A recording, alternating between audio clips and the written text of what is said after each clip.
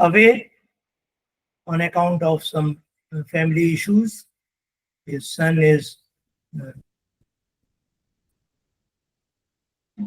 having some fever or something. So he'll be joining very shortly. So this screening committee receives nominations, categorize them as per the merit and experience and publications in refereed and reviewed journals. And on the basis of these contributions, they have been shortlisted.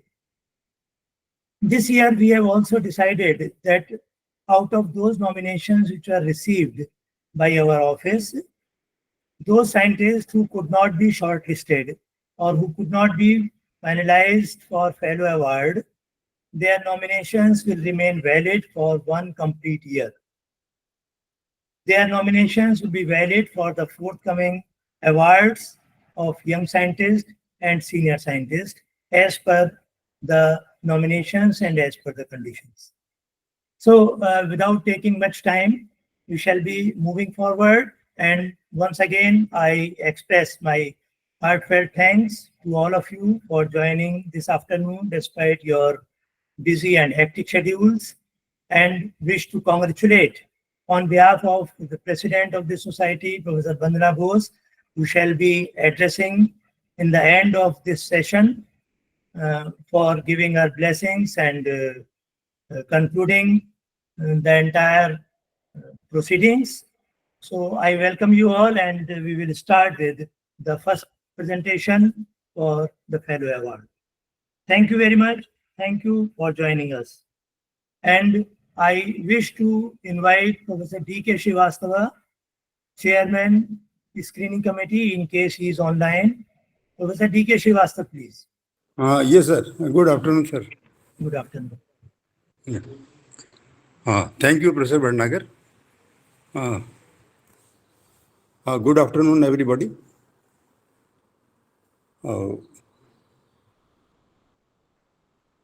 Respected President SPR, Professor Vandana Bose, our immediate past President and Chief Patron SPR, Professor R.R. Hanchinal, our founder member of this founder of SPR, Professor Bhatnagar, and all dear SPR fellow awardees. I would like to welcome you all in this lecture series.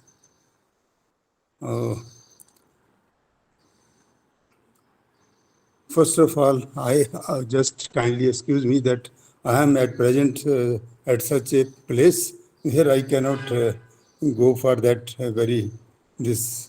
I think you must be observing that there are some problem with the video call, which is going on the lecture series. Being a member of this member as well as the selection committee, chairman of the selection committee, we were having 7 members of the selection committee, in which we have done our work very meticulously and judiciously, and we have selected a very good, talented scientist all over India who has applied for this SPR Fellow Award. I welcome you all for this, and I hope that we are going to have a very, very wonderful lecture series today. Thank you so much, Professor Bhatnagar. I think with this word, I will welcome you all, and we are going to listen all our scientists, professors, those who have been awarded for this SPR Fellow. Thank you so much. Thank you, Professor Srivastava, and I wish that your son recovers soon, and you will be back to your place after his complete recovery. So thank you very much. And now, sure. Thank you. Actually, yeah, I am not in a position that. Okay, thank you, Professor Bhatnagar. Right. Thank you very much. Thank you. Okay. Now let us start with the first lecture by Professor Avinash Kaur. Professor Avinash Kaur Nagpal. She is from the Guru Nanak Dev University, Amritsar. And I welcome Professor Avinash Kaur Nagpal for her deliberation. Thank you. Yes, it is. So it is moving?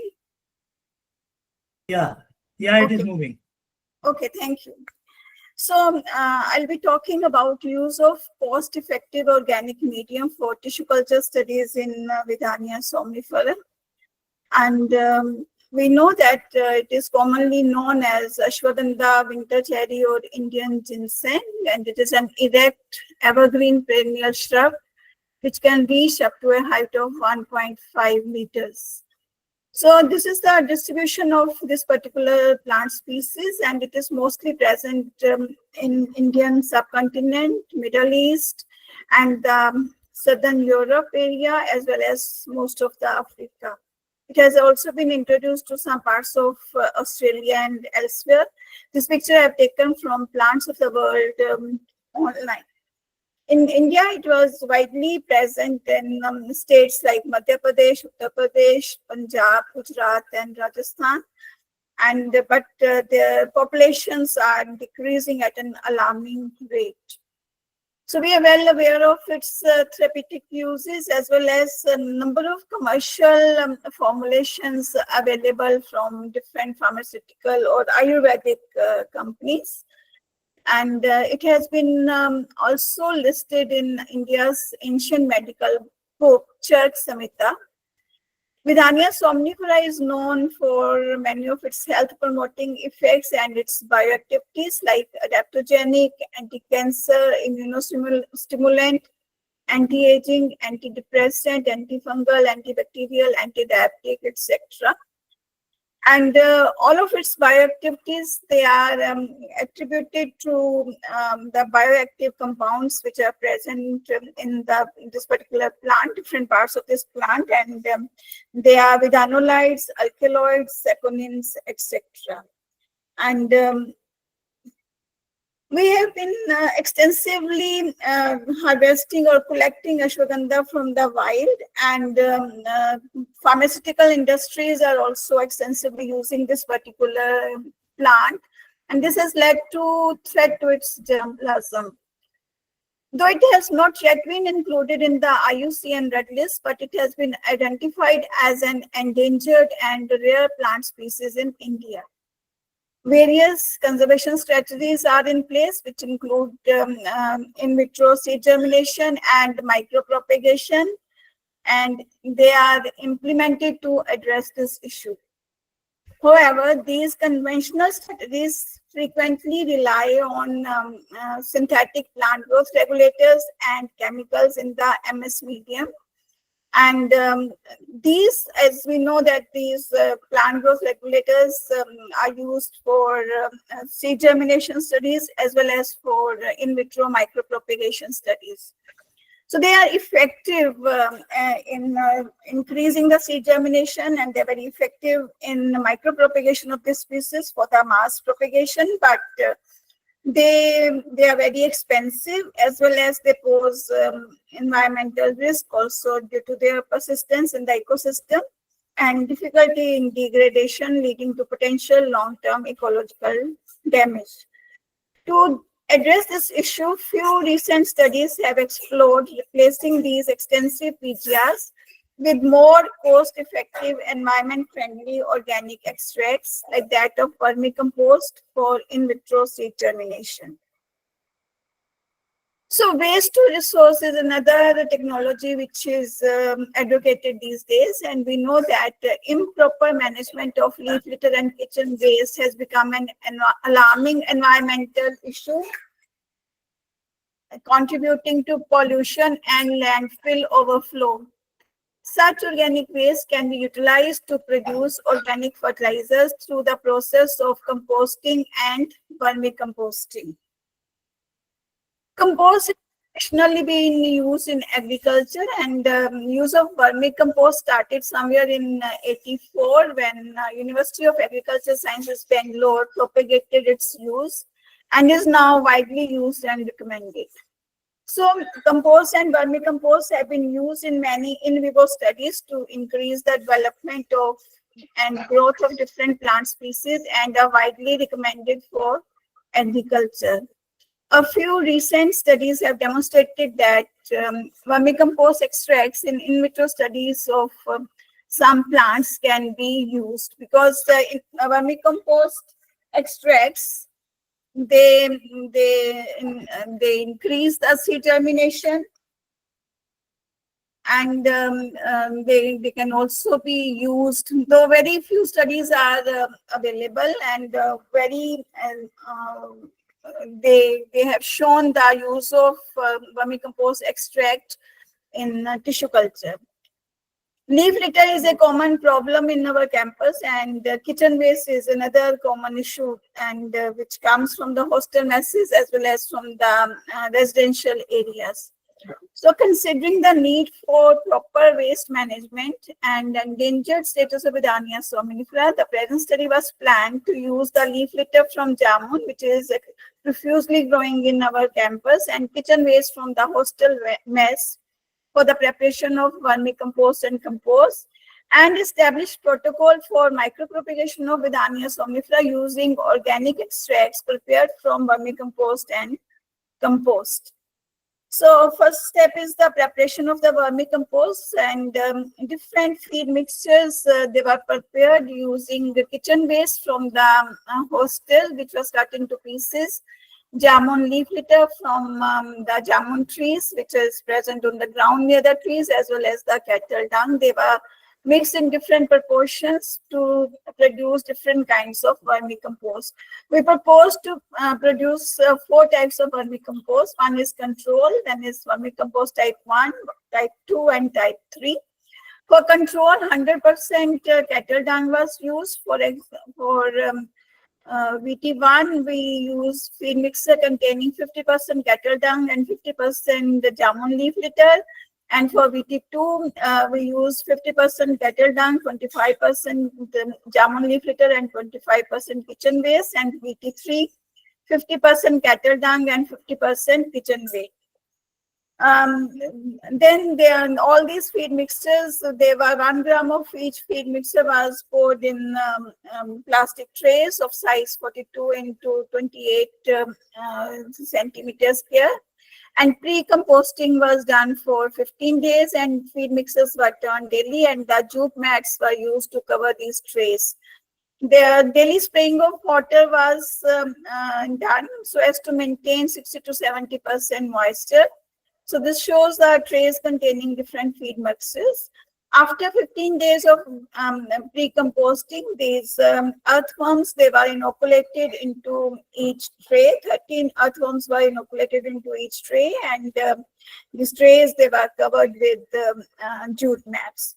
So again, the daily spraying of water was done, and growth, clitellum development, cocoon production, hatchlings, they were measured after every 15 days. And the watering was stopped 10 days before collection.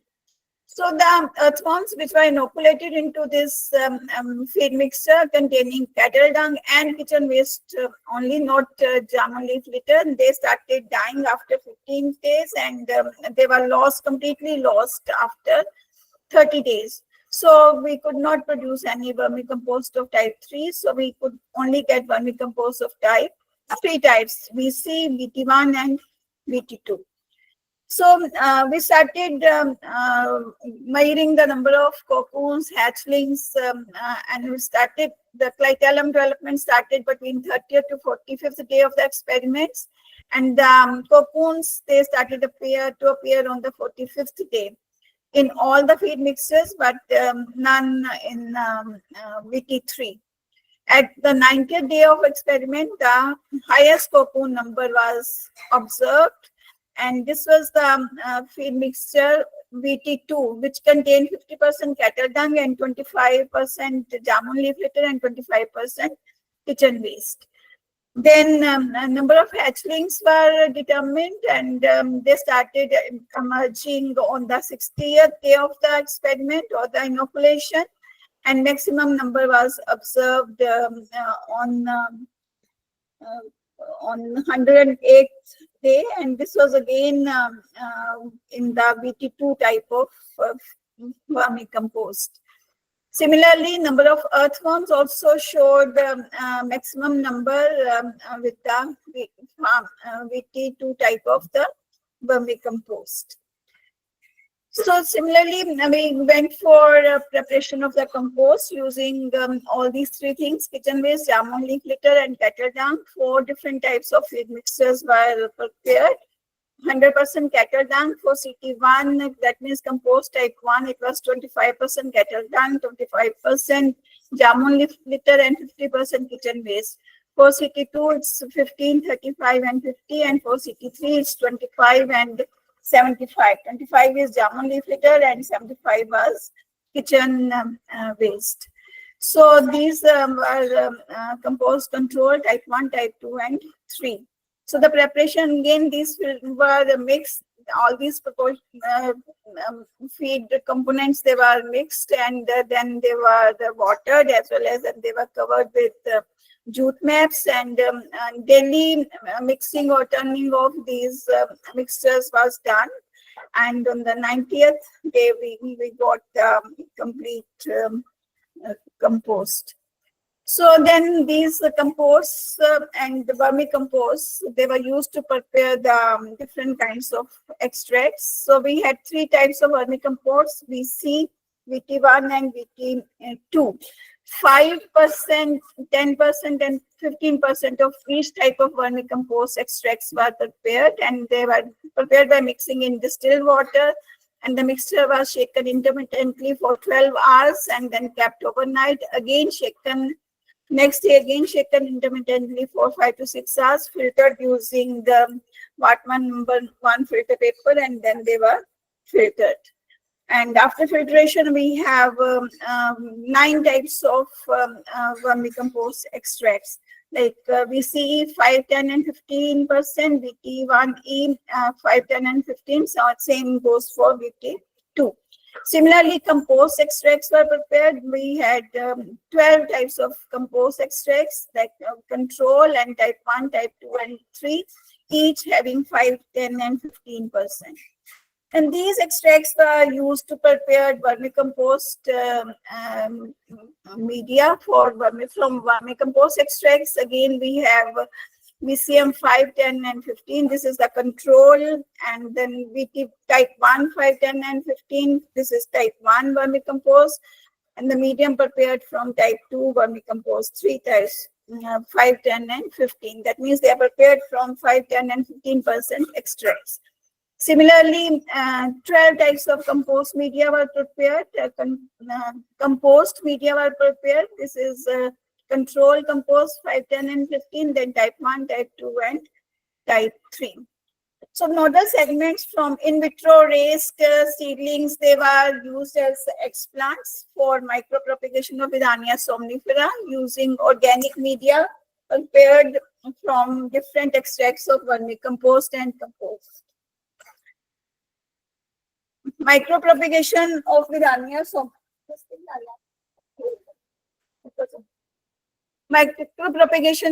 somnifera using synthetic medium was standardized again, and the nodal segments, they were inoculated onto shoot induction medium carrying synthetic MS medium, which was fortified with different concentrations of BA or kinetin, which included 0.5 to 4 mg per liter. Then these shoots were inoculated onto shoot multiplication medium carrying the MS medium fortified with different concentrations of Na and along with 1 mg of BAP. Then these shoots, they were inoculated onto the root induction medium, and which was MS medium fortified with different concentrations of Na or Ia or IBA. And after 45 days, regenerated plantlets, they were hardened and they were hardened and acclimatized and established in the field. So micropropagation protocol of Vidania somnifera shows that best shoot induction response was observed with MS medium fortified with carnitine 3 mg per liter, with showing the best induction in 98.61% cultures. The number is 2.67, average mean number is 2.67, and height was 3.1 centimeter. For shoot multiplication, the best response was obtained with MS medium with BA 1 mg per liter and NA 2 mg per liter, and routing of the shoot best was with MS with BA 1 mg per liter. Protocol for the preparation of organic medium was very simple. We took the extract, adjusted its pH, added the agar, required amount of agar, and then it was autoclaved, and the medium was poured in the culture tubes. So steps for in vitro micropropagation of Vidania somnifera using organic medium. Again, we nodal segments from in vitro raised seedlings were inoculated onto different vermicompost and compost media. And in some cultures, both shooting and rooting occurred, and those plantlets regenerated were hardened and acclimatized in the greenhouse.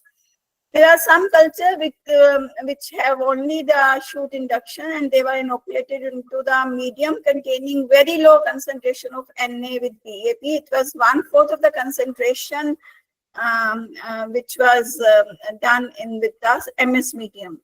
So after 30 days, they were inoculated into root induction medium, which contained again the best vermicompost medium and different concentrations of IBA. And the regenerated plantlets were hardened and acclimatized. So this table shows the effect of different types of vermicompost media on shoot induction from nodal segments on the 30th day of the inoculation. And the observations were made on percent shoot induction, shoot number, and shoot height. And we could see the best response was obtained with VT2M10, which means 10% extract of medium prepared from 10% extracts of type 2 vermicompost. And then after 30 days, when we were looking for shoot induction, we observed that in some of the cultures, the roots also started appearing. That means both rooting and shooting appeared in cultures. So then after we did not change the medium, and we let them stay in that medium. And after 45th day, the same cultures were seen for shoot number, shoot height, root induction, root number, and root length. The shoot number and shoot height increased, and root induction was observed in 94% cultures, and root number was 5.67 and 6.50. And after 60 days, the shoot height increased, and root number and the root height also increased. So this we can see is and on 30th day, some examples, some cultures. On 45th day, we can see slight appearance of roots here, but more prominent roots we can see here. Then on 60th day, we can see increase in length of root and shoot, and this is the regenerated plantlets. So effect of different compost media, they were also observed on shoot induction from nodal segments on 30th day of inoculation. And here also the type 2 compost, 10% extract of type 2 compost, which was used to prepare the medium. It showed the best response. And on 45th day, we can see the root induction in 61% cultures, and the root number and root length. And on 60th day, the root number and root length as well as shoot length, it increased. So this is the result of compost. And in cultures where only shoot induction occurred, and these cultures, they were then inoculated onto the best vermicompost medium. VM is the best vermicompost medium, that is VT210, VT2M10. And they were inoculated with 1/4 concentration of BA as well as different concentrations of NA. So that is maximum was used was 1 and maximum use was 2. But we used 1 maximum here, and we find that Na 0.5%, 0.5 mg per liter, and Ba 0.25 mg per liter. So this is the 1/4 concentrations used with the synthetic medium. So it gave the best result. So if we compare the vermicompost medium as well as the medium, we use the same shoots for the rooting.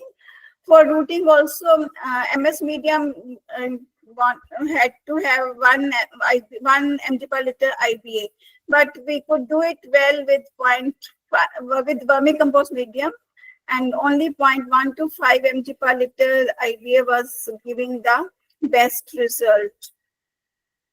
So regenerated plantlets, they are transferred to pots in the culture room and acclimatized in the greenhouse and then transferred to the field. And they showed the 90% survival rate.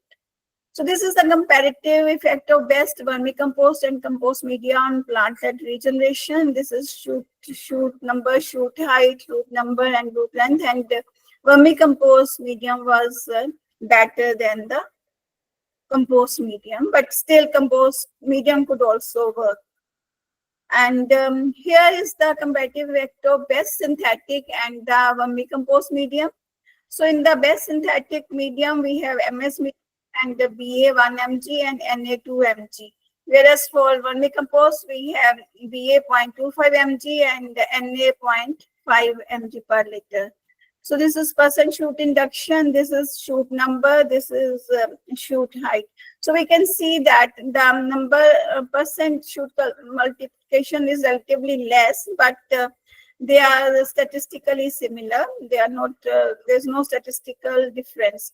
Here we have more shoot number, but here we have relatively less shoot number, but here we have more shoot height, here we have relatively less shoot height. In any case, these two results seem to be comparable. So comparative effect of best synthetic and organic media on rooting, and this is a synthetic medium, and this is vermicompost, best vermicompost medium alone, and this is with the IBA. So with the IBA, it showed the best result. So to conclude, this is a dual purpose approach, and we can do solid waste management as well as we can use these compost, vermicompost as well as compost for plant tissue culture. To the best of our knowledge, this is a first study on use of vermicompost and compost prepared from leaf litter and kitchen waste for micropropagation of Vidania somnifera. So at the end, I would like to acknowledge my PhD students, Dr. Anamika Sharma and Dr. Nitika Sharma. They have recently completed their PhD, and Ms. Sonali is going to defend her PhD viva next week.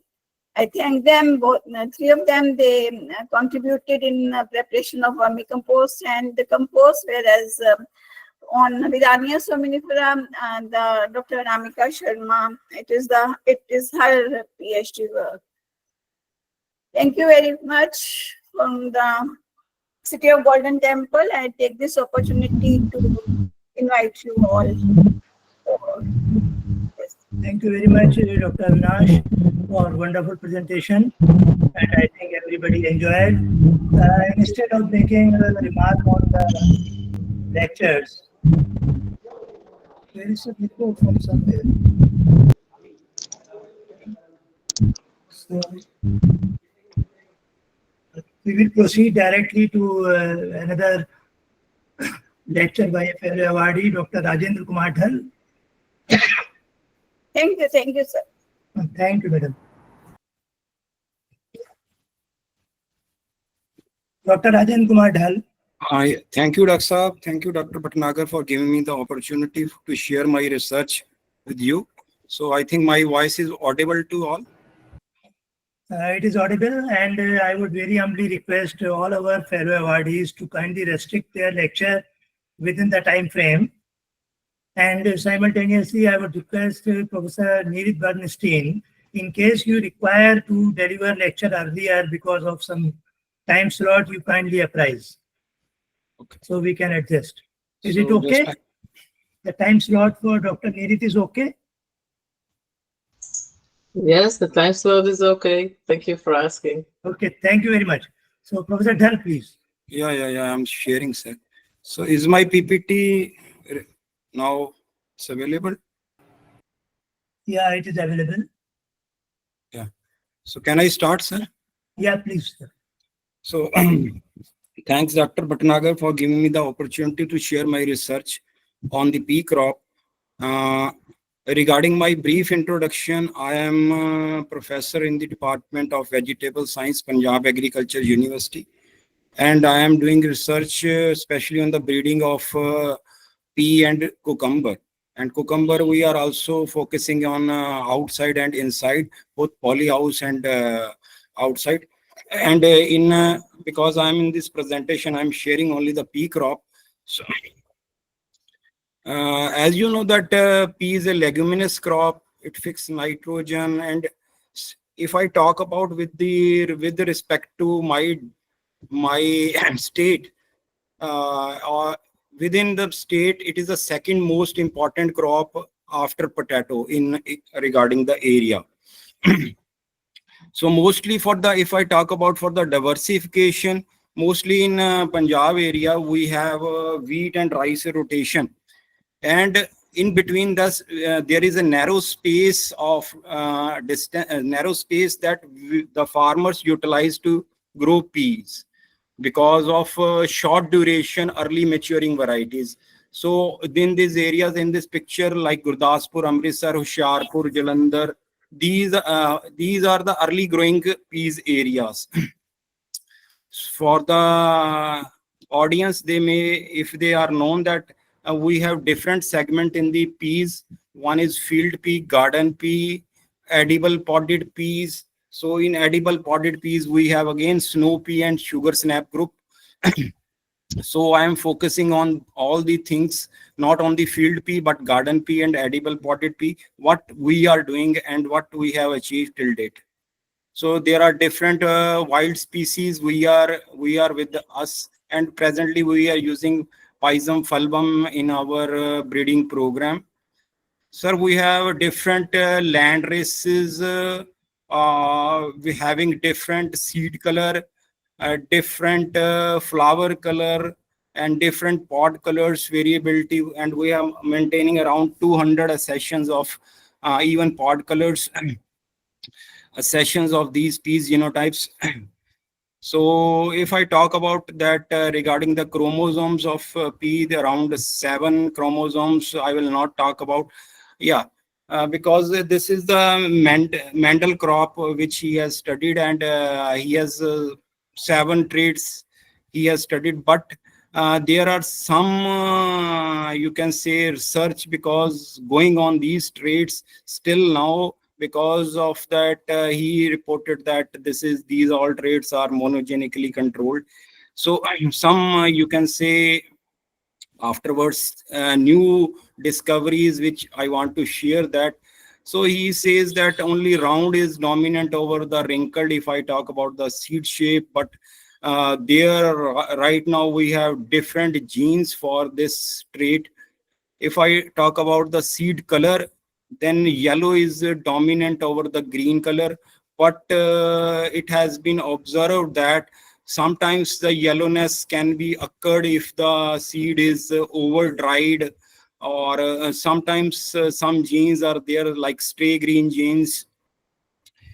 Then there is a flower color.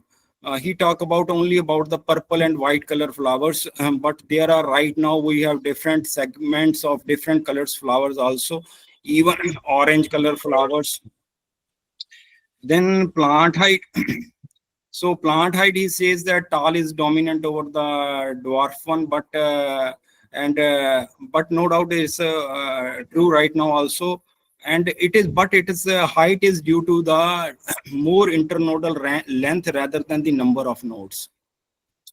So regarding pod shape like flatted and constricted, because in the edible podded peas where there is no parchment layer, absence of parchment layer, so so there is a absence of these genes. It means there are recessive form of these genes are present, and right now we have observed that there is a linkage between the linkage group linkage group 5 there is linkage between this V gene, which is reported with the LE gene, which is specially for the stem height. Likewise, another trait which is flower position, it's axial or terminal, because this trait is more important when you have to go for the mechanized harvesting. Suppose if you have terminal pods at the top, then it's easy for mechanized harvesting. So it has been afterwards it has been observed that FA gene is linked with clavate genes on the linkage group 4, and FAS gene is on the linkage group 3. Likewise, pod color, he has reported only the green and yellow pod color, but we have right now we have purple pod color also. So these are the different genes, because he has talked about only the LE gene for the plant height, but now we have 3 genes like CRY, LA, and LE, and these are located on the different chromosomes. And I have already told you that the plant height is due to the increase in the That length. your slides are not moving. Kindly check. Not moving? Yeah. Okay. So right now it is, what is it showing? It is showing the first slide. Now it has started moving, perhaps. Okay, so I will go by this mode. I will not go, I will go by this mode. Okay. So, okay, this is genetics of pod characteristics you are observing. Genetics of plant height. Okay. So Mendel says that only LE gene is reported for the plant height, because single dominant gene, he says that. But we have observed that afterwards there are 3 genes, CRY, LA, and LE genes. Then regarding the pod characteristics, there is 2 genes P and V, which is a result into the loss of inner sclerenchymus layer in the pods. It means that pods becomes edible pod, where you don't have to waste that outer layer of the pods. You can consume as such, like you consume the French beans. Then the thickening of pod wall. So he has never talked about the thickening pod wall. There is reported that recessive form of N allele result in the thickening of middle cell wall. Then sweetness. It has been observed that shape of the shape of the seeds will decides the sweetness. You observe then when the dry seeds are round in shape, then that is less sweet, and wrinkled one seeds are more sweet in taste. So because this recessive form of R and RB alleles results in the reduction of starch and higher concentration of sugars in the pods. Then another trait which is important in the peas is a phyla trait. A phyla trait is actually the tendrils at the tops are leaflets at the in the pea plant is converted into tendril. The advantage of this trait is that because there are less leaves and you can say absence of leaflets, so sunlight will penetrate to the deep in the soil, and it means to over the plant, and there are less chances of fungal diseases. Second, due to presence of these tendrils, there is entangling of plants within itself, and it results into the upward movement of plants. And third is it is act as a bird scarer, because it has been observed that during pod maturity state, sometimes the crows and other birds will damage the. So this is the phenotypes which we have with our germplasm, and we are utilized in our. Another is fascication trait. Fascication traits is, I have told you that pod concentrated on the top of the instead of in the axils. So it is beneficial if you are going for some mechanized harvesting. So right now I have handling one project funded by the DBT, where our focus is to map the earliness genes, and we have to develop monopicking varieties, and we have to map especially for the powdery mildew and rust resistance genes. So recently our state has introduced one machine from the Holland, which is used for mechanized harvesting. So keeping in view our, we have, you can say, modified our objective, and we have presently focusing on also on development of monopicking varieties. It means on the single harvest, it can give maximum pods so that it can be utilized. But the machine which we have imported, our state has imported, because of its large size, and farmers are, you can have very less land holding. So our university has recently developed two small prototypes of these machines, which can be used within the small land holdings. So some of the agronomic traits which you have to look in for the, especially for the development of this monopicking type, I am not going to discuss in detail here. So earliness, okay, this is not. So we have started crosses many, and we have developed right now, I will share afterwards, developed many crosses in between them, and we have selected, and through the pedigree method, we have developed one variety, two varieties. One is we will discuss, and we are also in the mid segment.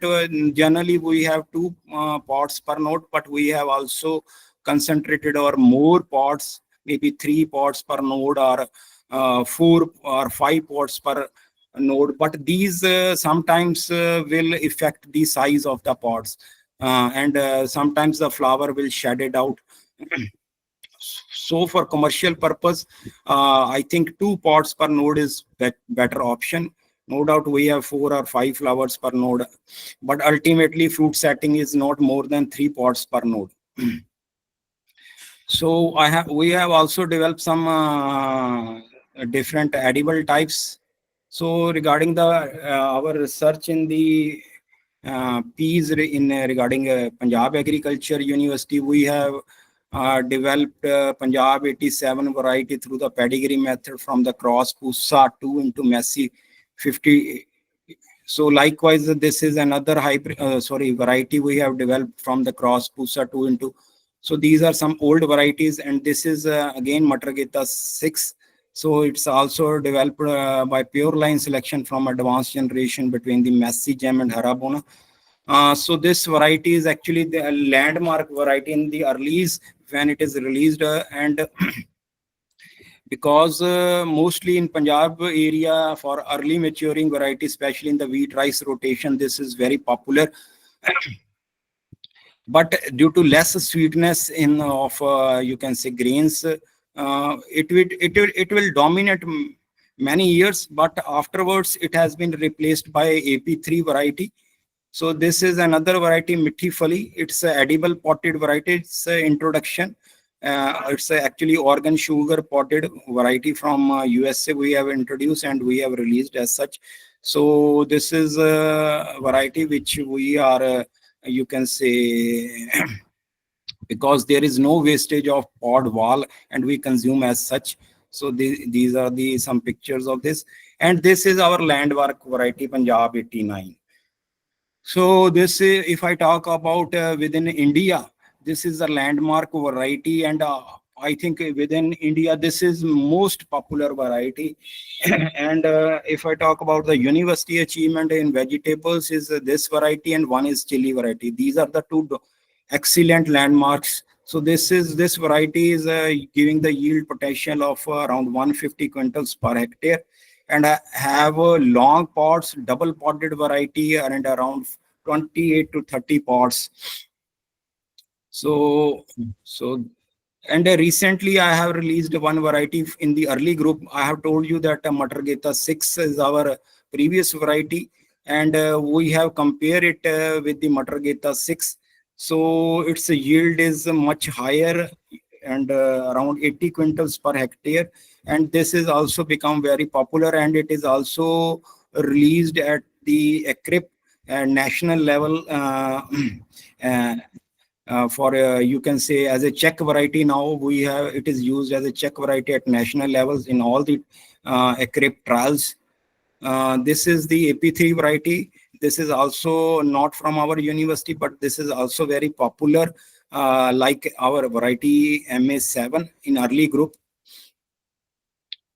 So another variety which we are developed is it is not right now released, but within this year we have completed all the trials, multi-location and adaptive trials, and within this year this is going to be released, and this is for mono picking purpose, which I have told you that for which the machine has been developed by PAU. So this is Punjab 90, and if I talk about in the early, in a single nutshell, it will give around 46 quintals. But if I talk about in multiple picking, it can give around 62 quintals.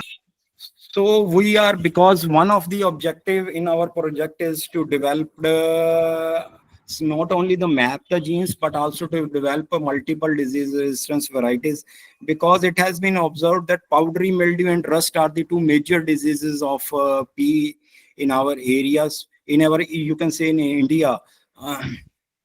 So its powdery mildew is controlled by two recessive genes, ER1 and 2, ER2, and one dominant genes, ER3. We don't have source of dominant gene ER3, but we have source of ER1 and ER2 genes. For ER1s, we have imported the germplasm from John Center, UK, and for ER2, we have collected the material from the Palampur. And we are utilizing this I will not going into this. I'm going to share my research here. Okay. So these are some of the literatures. Okay. Yeah. This is because in early crop there is problem of fusarium wilt, and it has been reported that FW gene, single dominant gene, is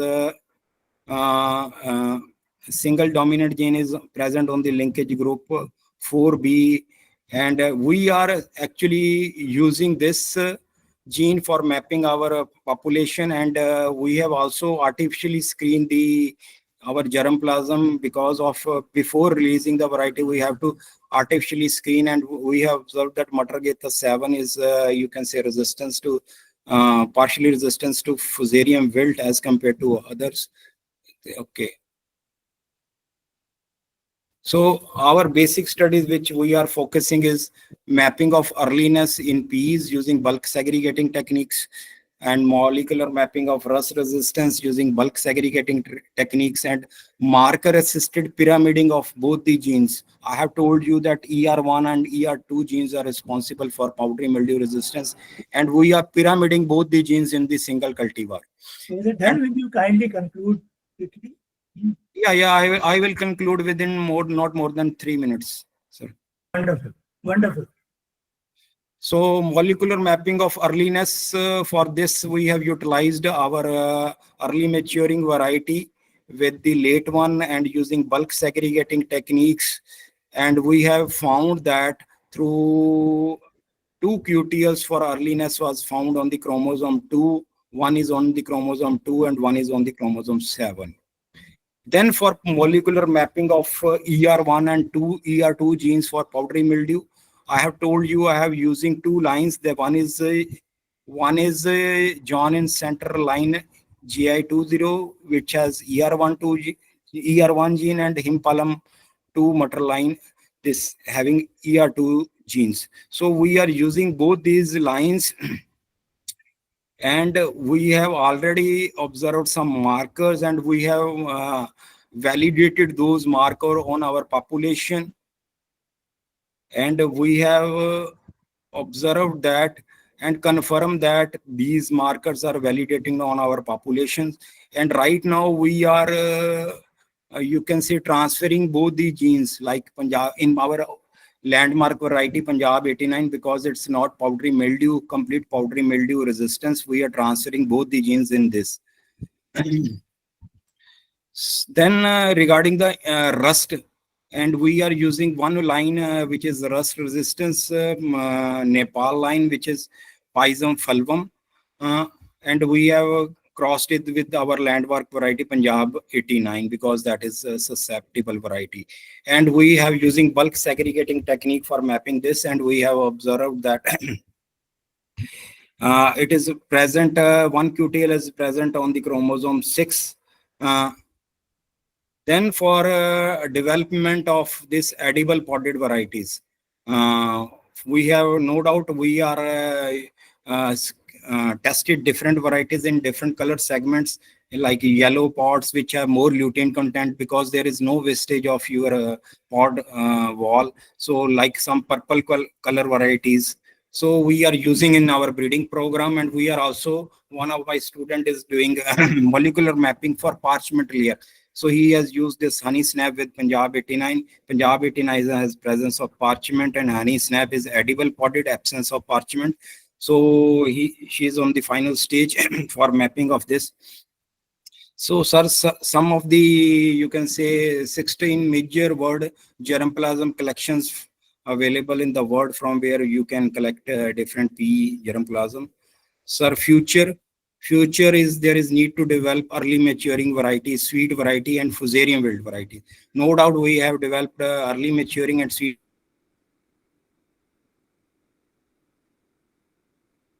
variety, and but season garden pea variety, which are sweet, high yielding, having good quality, so which are resistant to powdery mildew and rust. And we are pyramiding in that direction, this powdery mildew and rust in our Punjab 89 variety. And another feature is to identify edible podded varieties. So we have many varieties, but we are especially focusing on this yellow color podded variety because of high lutein content. So we are increasing its pot size, and need to develop more pono picking varieties. No doubt we have developed one variety, Punjab 90, for processing purpose and mono picking, but we will also develop more varieties in this direction. So thank you all. Thank you very much, Professor Dhal, for wonderful presentation and the research which is being done at your center under your leadership. So I thank you very much, but because of paucity of time, we had to request all our esteemed fellows to kindly stick, because we are having nearly 11 presentations this morning, almost 10 presentations this morning. So we shall be having some opportunities in future, so that we can interact with the fellows, scientists, and the fellows of Society for Plant Research almost one-to-one, or we shall be having a small webinar where 2-3 lectures of potential importance will be included in each webinar. So we shall be having enough time to interact with each other. Thank you very much, Professor Dhal. Thank you, for Doctor. Wonderful presentation, and once again, congratulations for being selected for Fellow Award. Thank you, sir. Thank you very much, sir. Now I would request Dr. Gurudat M. Hedge. He is Principal Scientist, Plant Pathology and Head, AICRP on wheat and barley at US Harvard. Professor Hedge.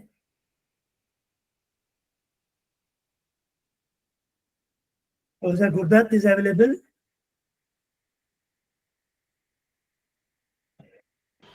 Yes, sir, I'm available. I'm just sharing my screen. Okay. Please. Thank you.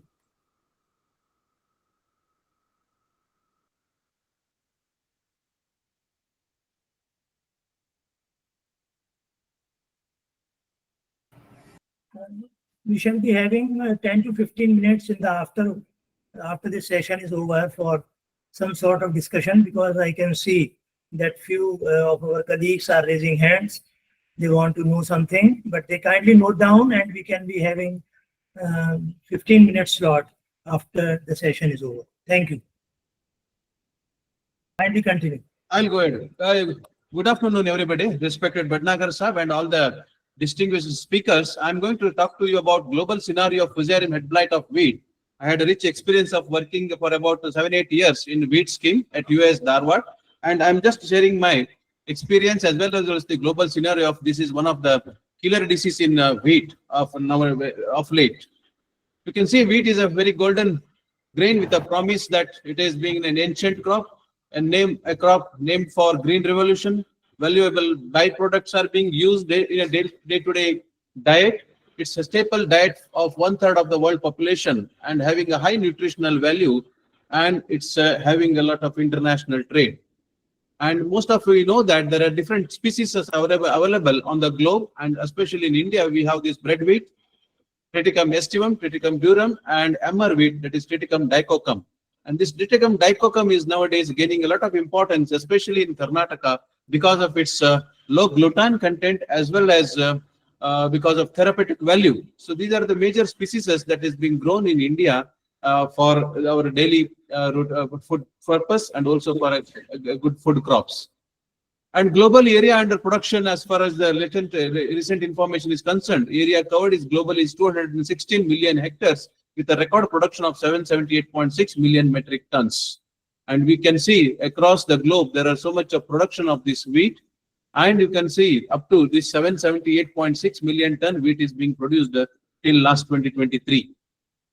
And we can see India is also having a lot of area and production, and every year the production is being increasing, and we have about 113 million tons because of the continuous work of the wheat scientists across the country and also the growers' interest in taking up this crop in a larger area. Coming to see all of last few years ago, months ago, there was a news in all the newspapers that war in Ukraine and climate change could combine and create a food crisis. Tomatoes, almonds, coffee among most hit by climate change. This is to say that the climate change has made a tremendous change in the food production, as well as the scenario has changed in cropping pattern. But still then the wheat has remained number one crop in the production as well as the production and the expansion in the area. We can see the climate change is likely to favor soil-borne plant pathogens for new plant diseases. It's a known fact that whenever the climate is changed, there are some of the minor diseases may become major disease, or major disease may sometimes hide because of again the climate change. And as such is the case of Fusarium head blight, which is one of the emerging disease in wheat, though it has been recorded elsewhere, but now it is becoming one of the important diseases apart from the rust and other kernel bunt and other diseases. It is also known as wheat scab or head scab. It is resulting in the contamination of grains with mycotoxins. That is another threat of this disease, which is resulted in reduced yield, poor grain quality, and mycotoxin contamination. You can see it is not only affecting the wheat, but also the oats, maize, barley, and other cereals. When you see the history of this Fusarium head blight on wheat, it is first documented in England, then in Japan, then in China, provinces of China, then in USA during 1991 to 1997. Then again, it is Chester and Arthur reported in Indiana and Ohio University in US. In the USA, the disease spread over 31 states and caused a total loss of so much of loss across the country. And epidemics, they were reported even in Argentina, Brazil, US, and other countries. You can see then it is even outbreak was reported during 1919, 1928, and 1935 in US again, and has caused substantial yield loss in those countries. The top 3 blighting episodes of economic importance are concerned. In USA 1993 to 2014, the loss of $17 billion as because of this disease. Again in Canada 1996, one of the most severe FHB epidemics was recorded in Ontario, Manitoba, and Saskatchewan, resulted in 100 million CAD in economic loss. Again in China, 10 million hectare wheat produced damage and loss of 2 million tons, which is accounting to 83.2% contaminated by mycotoxin DON. And this is country-wise reports that says that this has caused so much of loss in most of the countries. As far as you can see, the dotted line indicates the year against that year. During that year, the country has faced a lot of epidemics, and the country has faced a lot of challenge in producing this wheat in that country. Current scenario, still it is a disastrous disease. Nearly 50% of disease incidence was observed in experiment plots during 13-14 in Georgia and Midwest US, while incidence is high as high as 80% was observed in some commercial wheat fields across Georgia. So while FHB alone was ranked the second most challenging disease in US, Midwest, Canada, South Brazil, Paraguay, Uruguay, and Argentina next to tan spot, both FHB and LR. So this FHB is now taking an upper hand and ranked the topmost disease in China and across the globe. We can see this is just because of this, the corn area is increasing in US in last 2023 because of this disease, because the wheat production was reduced and wheat area has come down, and because of that the corn area is again increased.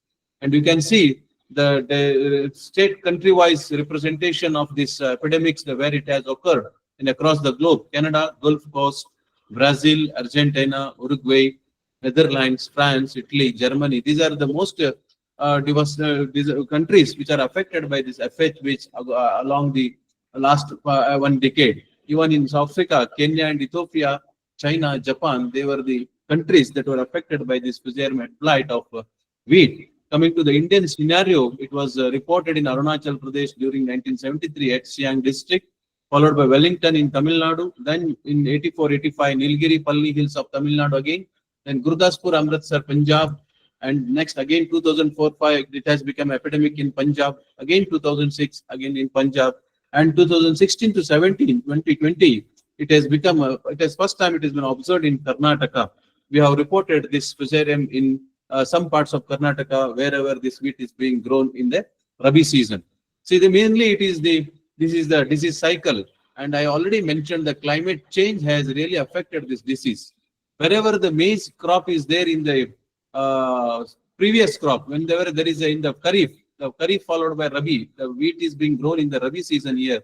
Whenever there is a maize system is there in the Kharif and followed by the succession crop is wheat, this cropping pattern really affects this wheat. It's mainly because of lack of land preparation, and the stubbles are being incorporated into the soil, and probably the pathogen which is affecting the stalk rot of maize, or that might be one of the reason when it comes to the wheat and it affects the wheat grains, and the fusarium becomes one of the major threat in wheat production area in Karnataka. And you can see this temperature, the most important, the favorable temperatures are some of the epidemiological factors that is to be given here are the cropping system. That's already told, crop rotation should be there. And whenever there is a maize followed by wheat is there, that is really a very tough situation here, that really it matters a lot to get this disease. And then FGSC, that is a Fusarium graminesporum species complex. There are so many number of species are included in that, and most of the species are pathogenic and some are less pathogenic. And of late, the Fusarium poa and Fusarium equisiti is becoming one of the next best species that is affecting this Fusarium blight species. And also the susceptibility of this crop again depends on this environmental condition.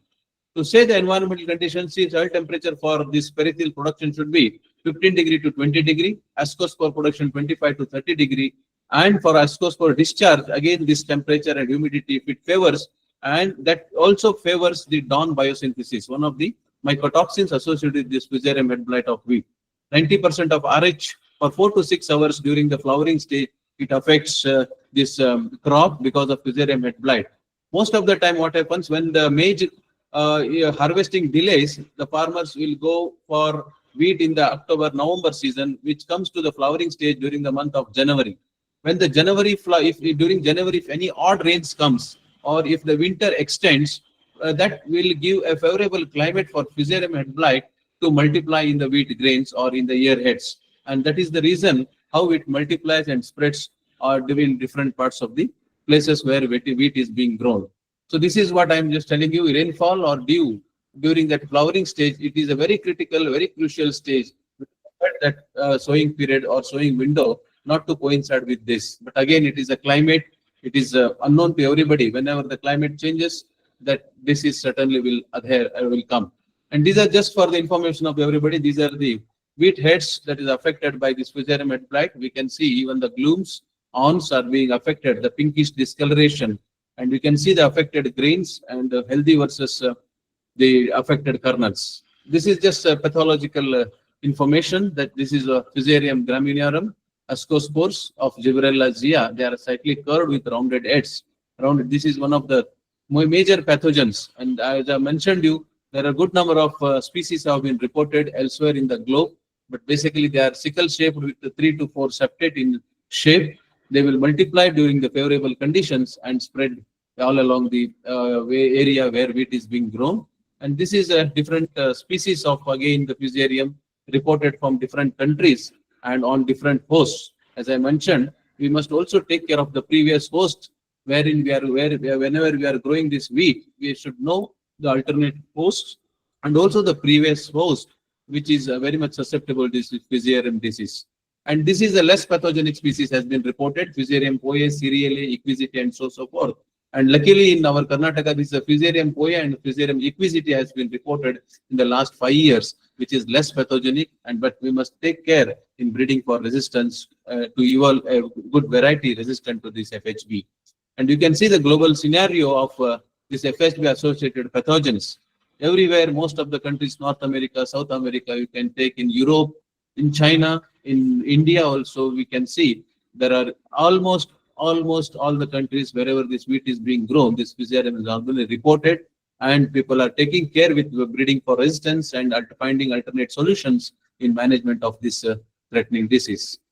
So the global mapping of Fusarium graminearum species complex summarizing in the global scenario is concerned. You can see 123 publications between 2000 to 2001 are screened in 40 journals and 498 authors from 37 countries. This much to say that people are publishing their articles because of the importance of the disease, and we must have a thorough check on these articles so that we can prepare well to manage this disease. Same number of strains across the countries and host crops are there, rice, barley, maize, wheat, and even number of strains, different dawn species or different mycotoxins have been also been reported, which are chemotypes in nature. And this host, the important conclusions out of these slides are that host is an important driver of regional composition of Fusarium species, differences in agreements in different regions, triple interaction effect. That is always we say that there is a gene, there is a disease pyramiding. We must always keep a check on climate, host, and species. If you take thorough action, thorough supervisory management strategies on this disease pyramiding, certainly we can reduce the risk of this FHB. We can see in distribution of FHB in India, in Lahaul, Spiti, they are the places wherein it has been reported since last many years, and it is still being observed in that area. And this is just what I'm just wanted to say. Lahaul, Spiti, you can see mainly it is a Fusarium graminearum, and in Baujara it is Fusarium semiactum, and Veliactum it is Fusarium oxysporum. These are the major species that are there in our country. And diversity of, this is one of the paper which has explained the diversity and toxic phytopathogenic of Fusarium species occurring on cereals grown, especially in Karnataka state of India. See, this is the methodology, how to manage those things. And this is different cereal samples that has been observed on various crops and reported this Fusarium graminearum. And then just to say the importance of this disease is it is not only reducing the yield, but also known to have omitoxin or neurotoxin effect. So unless and until we take check of this disease by using any resistant varieties or some chemicals or biological control agents, certainly the ppm level of these toxins will be added into our food products and it may become a slow poison. So we have to be very cautious about this disease in future days to come. And not only the human beings, but also you can see in the animals. Yeah, this is the very clear indication that we may find these pathogens even in the soil, in the river, in the ecosystem, or through animal health or through animal byproducts that we are consuming. It will slowly enter into the human health.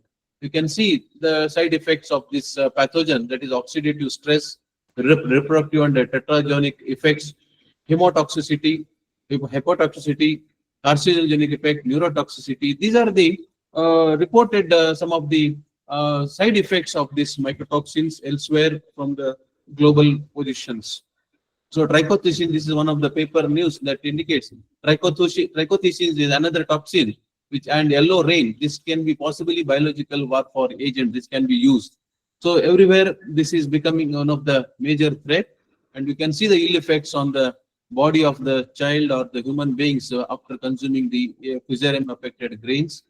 So, and going extinct won't be the biggest tragedy. What will be the fact that even after we are gone, we the humans forever will be known as the most inhuman if we do not take care of this disease. After considering all these ill effects of this fusarium, we must be thorough enough to know the management. Well-established management practices are there. Good number of cultivars are being screening now everywhere in the country. Breeding for resistance is continuously being done everywhere. Good number of fungicides are there, biological and chemical, and we must be thorough enough to use all these management strategies, mainly the cultural management.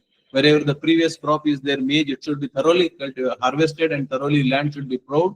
And as far as possible, non-cereal host should be used to overcome this menace. You can see good number of biological controls are also reported from elsewhere on the globe. You can see Pseudomonas, Bacillus, they are being used as a seed treatment or as a soil application to manage this disease. And there are so much of resistance mechanisms are also being working out elsewhere in the globe as well as in our country. We can see FHB genes, the source of resistance, and most of them are introduced from Semit germplasms. They are being used now in our breeding programs to evolve a resistant variety for this FHB management. And there are wild species are also available. So this can be used as one of the source for the breeding for resistance to overcome this disease. And as I mentioned, these are some of the screened varieties. In this, there are some of the moderately resistant varieties are also there. Moderately susceptible varieties are also being reported in our country so that they can be made use in the disease program. That means host plant resistance plays a very important role in overcoming this disease. And apart from this biologicals and host plant resistance, you know, this proline and some of the triazole molecules like propiconazole, hexaconazole, nowadays combi products are also being available in the market. They are showing a very promising results whenever this disease comes at the year-head stage or at flowering stage. If you take it a precautionary spray of these biocontrol agents and these chemicals, certainly it will take care of this disease. See, these are the different fungicides and their formulations which are reported for the management of this disease. And these are some of the case studies that has been conducted in different parts of the country. You can see even Trichoderma harzianum, then this biological management followed by chemical management, again followed by biological management, because nowadays it's an organic era. We must also give a stress to biological or biopesticides as one of the integrated component to overcome this disease. And certainly by incorporating the moderately resistant variety along with these biologicals and chemicals will certainly take care of this fusarium head blight in days to come. Thank you very much, sir.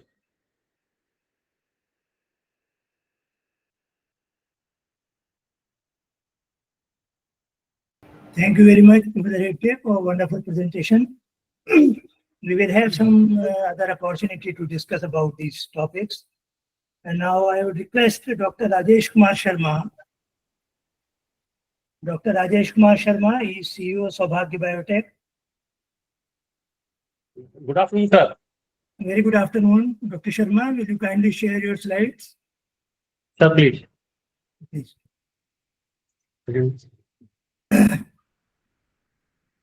We will certainly keep in touch and assign certain things related to the journal Vegetals, and we'll seek your expertise from time to time. Professor Sharma, please. Sir, this is presentable visible, sir.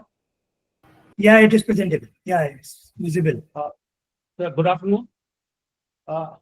Professor Bhatnagar, the founder and the chairman of the Society of Plant Research, honorable jury members, eminent speakers, ladies and gentlemen.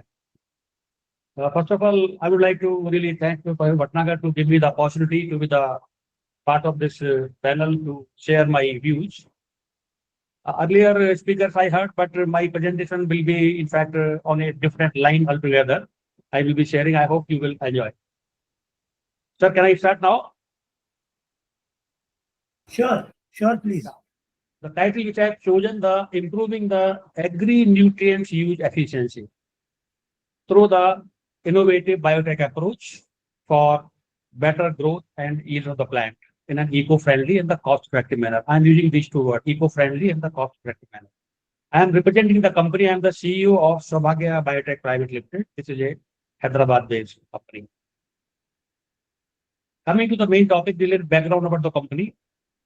This is a technology driven and the professionally managed. Why this is technology driven? I will be coming to the point. And we are engaged in the business of organic agri input products. Basically, these formulations are the gluconates, lactates, proteinates, biostimulants, etc. So this company has established the R&D center since the inception because we think and strongly believe that in this global economy, for a continuous growth and to remain competitive, our company must continue to develop the innovative products and the process with the help of R&D.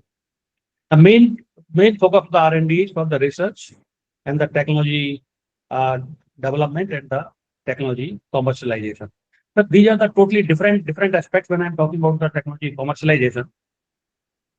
Research part is one, converting those scientific research into the technology, then making that technology commercially viable. So these are the main features which I have taken in our Saubhagya R&D Center. This R&D Center has been recognized by the DSIR. The first area of our R&D Center is the specific value addition to the plant proteins and the carbohydrates through biotechnology. We are affiliated with many universities. Their students come here and PhD and MSc students, they work here in our R&D Center. One of the very important feature of our R&D is that we are having the pilot plant facilities. There we are having 5 liter level scale to 5,000 liter fermenters, the 1,000 times scale up, and the matching downstream processing facilities. Unlike any chemical process which you want to commercialize, in case of the fermentation technology, we should have some kind of pilot plant study to take up the process further at the commercial scale. So 5,000 liter scale is considered enough to take up the process further if it is commercially viable at this scale. Our modus operandi is that we deal with the various institutions for the technology. Say, for example, the Kajri. This is the IRI Institute, Jodhpur, Rajasthan. We have taken the nanotechnology from this institute. Our IRI New Delhi, the BAM, the microreactor technology. IIM, Jammu. This is a CSR lab for the gluconate technology. These gluconates through the microbial fermentation. We have technology for the for manufacturing the amino acid from the Thapar Center for Industrial Research and Development, Patiala, Punjab. This is on the Thapar University campus. NPRI technology for the biocontrol agent, and Central Salt and Marine Research Institute, Bhavnagar, for the seaweed. So this way we take the technologies from these institutions and our R&D center work those technologies to take up for the commercialization. Here, the one point I want to, in fact, share my experience with all of you that our professors and scientists, they are the encyclopedia of the knowledge. Very innovative process and products they develop. But to understand it, that what they have developed, what is the process, one should have the capability to understand that what is the knowledge they are having. So unless you understand what they are giving to us, we cannot really take up successfully for the commercialization. So we give more emphasis on understanding the process, which is of our interest. We deal with those institutions and do the due diligence and then take it up for the commercialization. Now the topic is I'm talking about the agri-nutrients, how to improve the use efficiency of the agri-nutrients.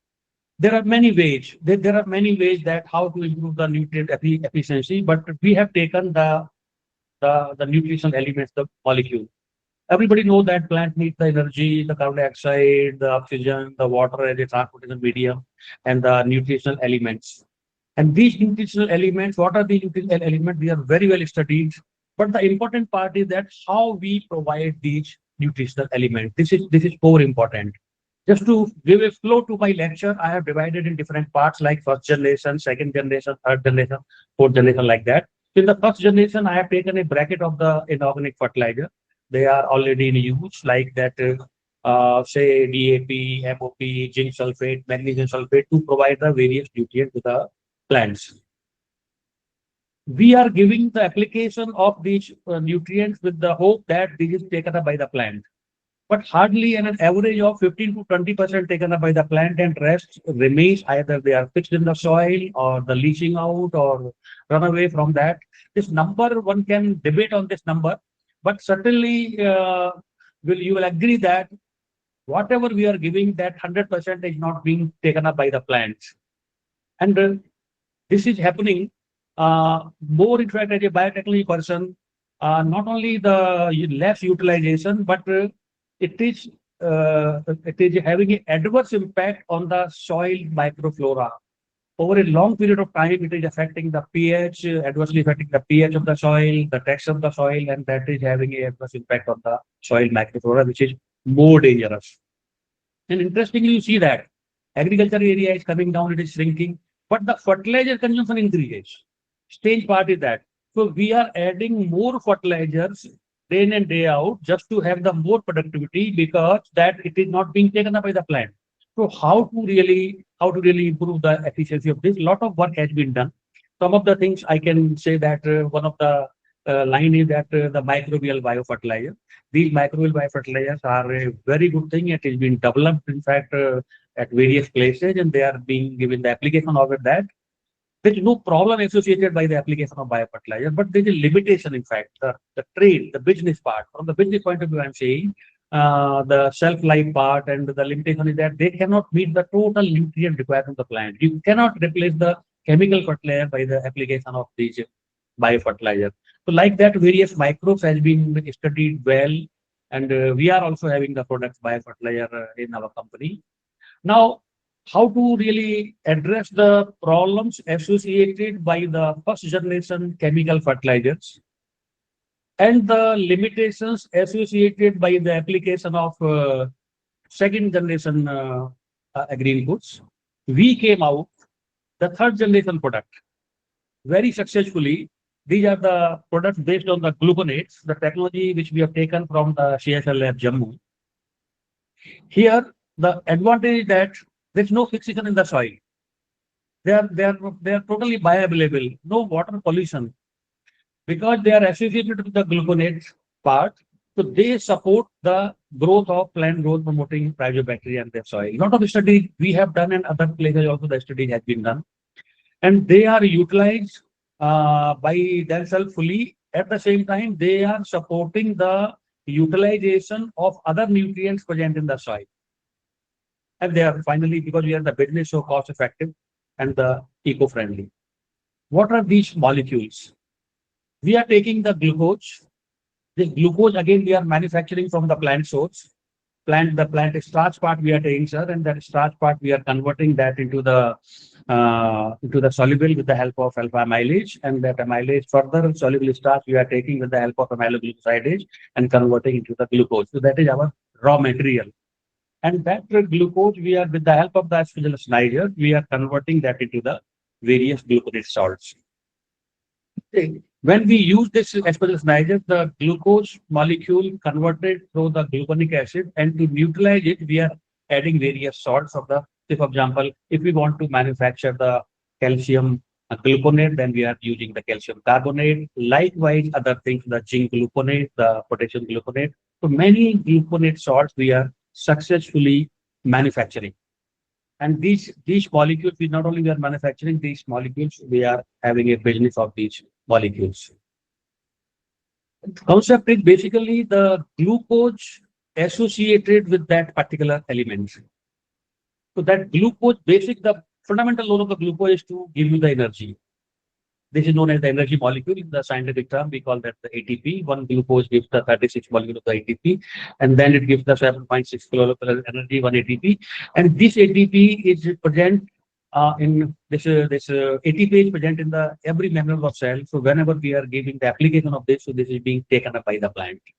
So this is a little bit I'm touching the science.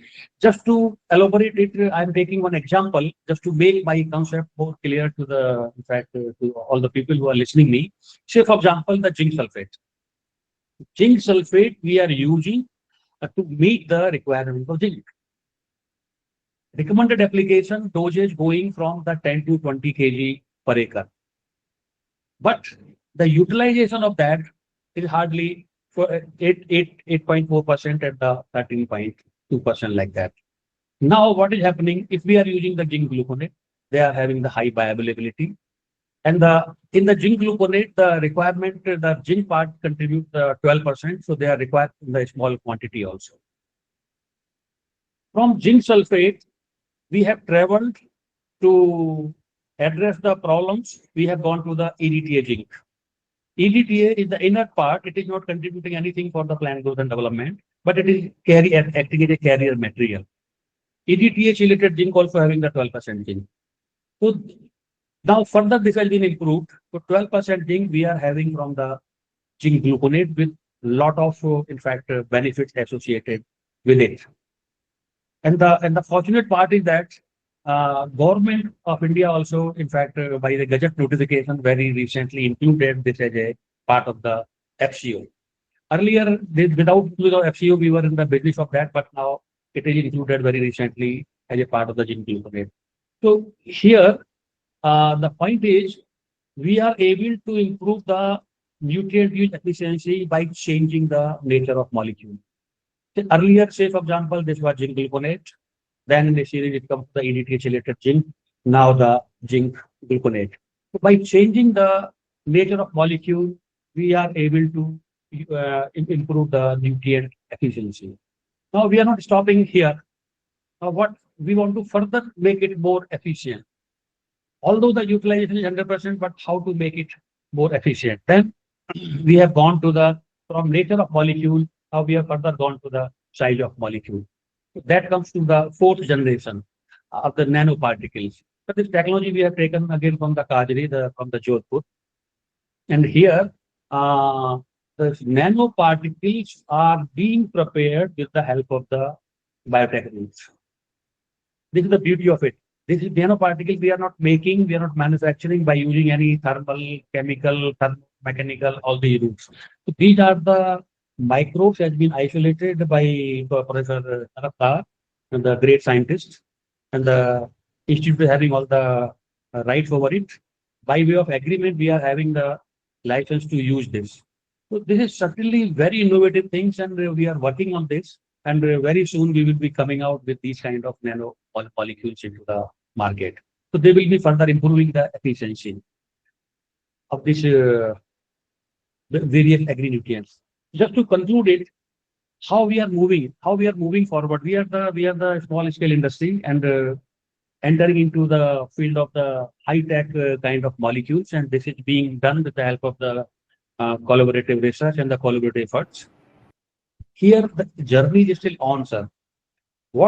In fact, I take the opportunity to, in fact, extend invitation to any of the scientists. Please join hand with us. If you are having something to offer, we can really consider it, and we will assure you that if it is find useful, then we will further take it up in our R&D and go for the commercialization. So from basically lab to the land concept, our company is working. So thank you very much for giving me this opportunity. Thank you, Dr. Sharma, for wonderful presentation, and I hope that the association of your industry will remain available with the society and its activities in the time to come. Thank you very much for wonderful, insightful lecture. Thank you, and congratulations once again for being nominated for this prestigious award of society.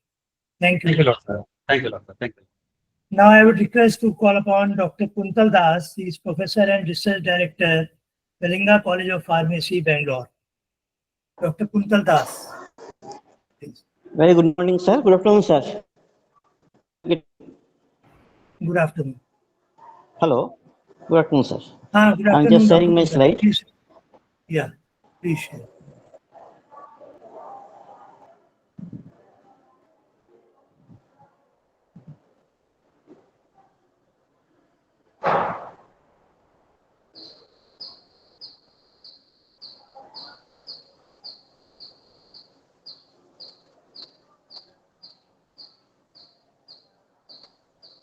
Yeah, thank you for giving me opportunity, Dr. Bhatnagar sir, and for selection for fellow award to me.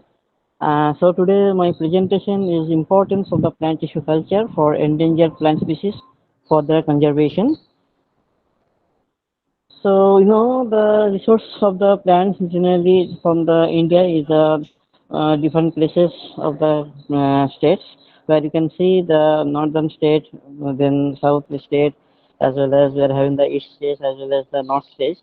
So where the green color symbols are there, so these are all the various type of the biodiversity hotspots for India. So you can see here the Himalaya, the most important biodiversity spots, and the northeast area where the biodiversity hotspots, as well as the Nicobar Island, as well as the Western Ghat region is the most important biodiversity hotspots. Now, why these hotspots are now becoming the endangered and all these things? So, very well, there are the various type of the habitat loss as well as the global warming and the natural disasters and the over exploitation. So, because of this kind of things, we are losing the plant species as well as we are not able to conserve them preserve properly, so that we are not lacking for the various type of the disease management for with the natural way. So this kind of things is important for the conservation as well as to maintain properly as a mass cultivation. So for that, we have to go for the alternate source as a plant tissue culture, so which is the in vitro cultivation for the plants. So as per the IUCN, nothing but the International Union for the Conservation of the Nature, so they have given the various category of the plants like. Okay. Continue, please. Okay, sir. So as per Yes. the plant species, as per the IUCN, so they have given the worldwide or how many plants are going to endangered and threatened or the rare plants. And you can see the in India also there are a lot of plant species are becoming the endangered as well as the rares and all these things. Now you can understand the last years what happened in the Wayanad in Kerala. So there are a lot of landslide happened and one full hill it came down and you can lost around 630 plant species from the Wayanad. So this is the very disaster condition and this is unfortunate for us. We are not keeping properly the conservation for the plants. So we are going for the, so they have given this will be the, I have given the examples of the rare plant species and you can see the photos for the rare plant species and it is very much available. It was there in the different stage, but it is now it is in a very rare because of the we are not maintaining properly the plants and all.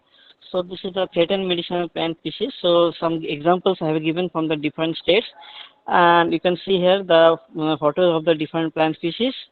And this is the endangered plant species from the in India. So these are all the very much well-known plant, but we are not having the plant because of the some other reasons. So these are things. Now I can say this kind of plants. I am going for plant tissue culture in our lab, which is the first plant is nothing but a Decalepis hamiltoni. So this plant is well procured from the Western Ghat region and this plant is endangered due to the habitat loss as well as for the over exploitation. And you can see the Costinium fenestratum. This is also one more plant which is known as the tea turmeric and which is the climber healthy plants and this is the important for the any kind of the cancer as well as for the different disease treatment. Here this plant is very important because it the seed is having the very low germination rate as the reproduction also very less. So this is important thing and more plant is nothing but the Ilex thasiana which is located from the northeast area and this plant is now becoming the endangered because of the habitat loss and you can see here there are so many plants we are having. So I'm not going all the details about the plants. Now I can just show you where different type of the plants. I'm going for the plant tissue culture in our lab in the collaboration with the Indian Institute of Horticulture Research in Bangalore. So they are supplying me for the different type of the raw materials for the endangered plant species, and in our lab we are going for the cultivate the in vitro generation for the various type of the plant tissue culture with the different plants. So these are all the Rhodophyllum hexandrum. This is also the important plants which is located in the Northeast Asia region. And these are all the various, you can see here the Texas, Ulgenia. These are also important plants which is useful for the anti-cancer activity, and this is also available in the northeast, north area of the Himalaya as well as the Himachal Pradesh and all. So these are all plants we are going for various type of the plant tissue culture. So how we are going for the conservation? So plant tissue culture is also one technique to conserve the plant tissue culture, and you can go for the various type of the tissue culture technique. You can see here we are going for the small part of the explant, and you can go for the callus culture, and you can go for the micropropagation, and you can go for the growing of the different type of the growth media where we are going for the combination of the plant growth hormones we are using, and you can go for the cultivation, and where we are maintaining the various type of the mass culture, and we are going for the hardening of the plants by using the soil right, and we can go for the shifting for the plants in the poly house, and we are going for the nursing bed and the nursery bed to the field. So this is the way we are going for the mass cultivation, and you can see here what we have done in our plant tissue culture. So Texas Ulgenia, we have taken the plant from the Himalaya region, from the Palampur, and we have gone for the germination of the seed in the callus development, and the different type of the conditions where we are going for the 2,4-D and the kinetin in the different concentration, and it is seen that it is going for the various type of the callus formation in the media, and you can see here in the 75 days as well as for the 80 days there are various type of the growth is happening, and it is very effectively grown, and we can go for the micro propagation by using the this techniques, and we can find out the main active component which is the paclitaxel by HPLC method, and we have find out what are the concentration is available in the plant tissue culture techniques. So you have seen that it is Dr. Barua, please keep your mic off. Dr. So we have Barua, please keep your mic mute. so you have seen Dr. that Sujumani, so you have seen that the cultivated zone, what is the percentage of the paclitaxel, we are improving the paclitaxel content in by the in vitro cultivation. Then this is the structural identification we have done by using the NMR, IR, and MUST, and we have find out that this is the paclitaxel, and mainly this is used for the various type of the cancer activity. Then you can go on for the second one, the Coccineum fenestratum. So here we have used the full strength MS media supplemented with the 2,4-D and 0.1 mg per liter, and the kinetin 2 mg per liter, and it is giving the very good growth of the callus in 46 days. And you can see the during, if you are using some sort of the extra manipulation like your zinc sulfate you have used in the 3 mg per liter and IBA the 2 mg per liter, so it is giving the good in growth of the plant, and we are using little about the coconut water, so it is enhancing the growth of the plant as well as the root in 18 days. So you can see I think we have isolated the compound which is the berberine. So berberine was isolated as well as we are going to identify it by using the NMR, IR, and mass spectroscopy, and it is mainly we are using for the anti-diabetic as well as for the anti-obesity, all these conditions. Then we have gone for the Rhodophyllum syndrome. So here also we have used the various kinds of the concentration of the NA and then the BAP, and you can see here the growth of the callus is happened in the 28 days, and we can go for the growth of the shoot is forming by after 14 days. So this is the various combination we have done in the concentration of the plant hormones, and we have gone for the growth of the plants. And we have isolated the compound, which is nothing but the photophytotoxin, and we can use it for the ovarian cancer. So this is the techniques how we are going to identify. And this is the latest one. We have done the Decalipis nervosa. So there is so many Decalipis simultaneous, so Decalipis arianopatra and all these things are there. But Decalipis nervosa, it is a new species, and this species also we have procured from the Western Ghat region by the help of the IIHR.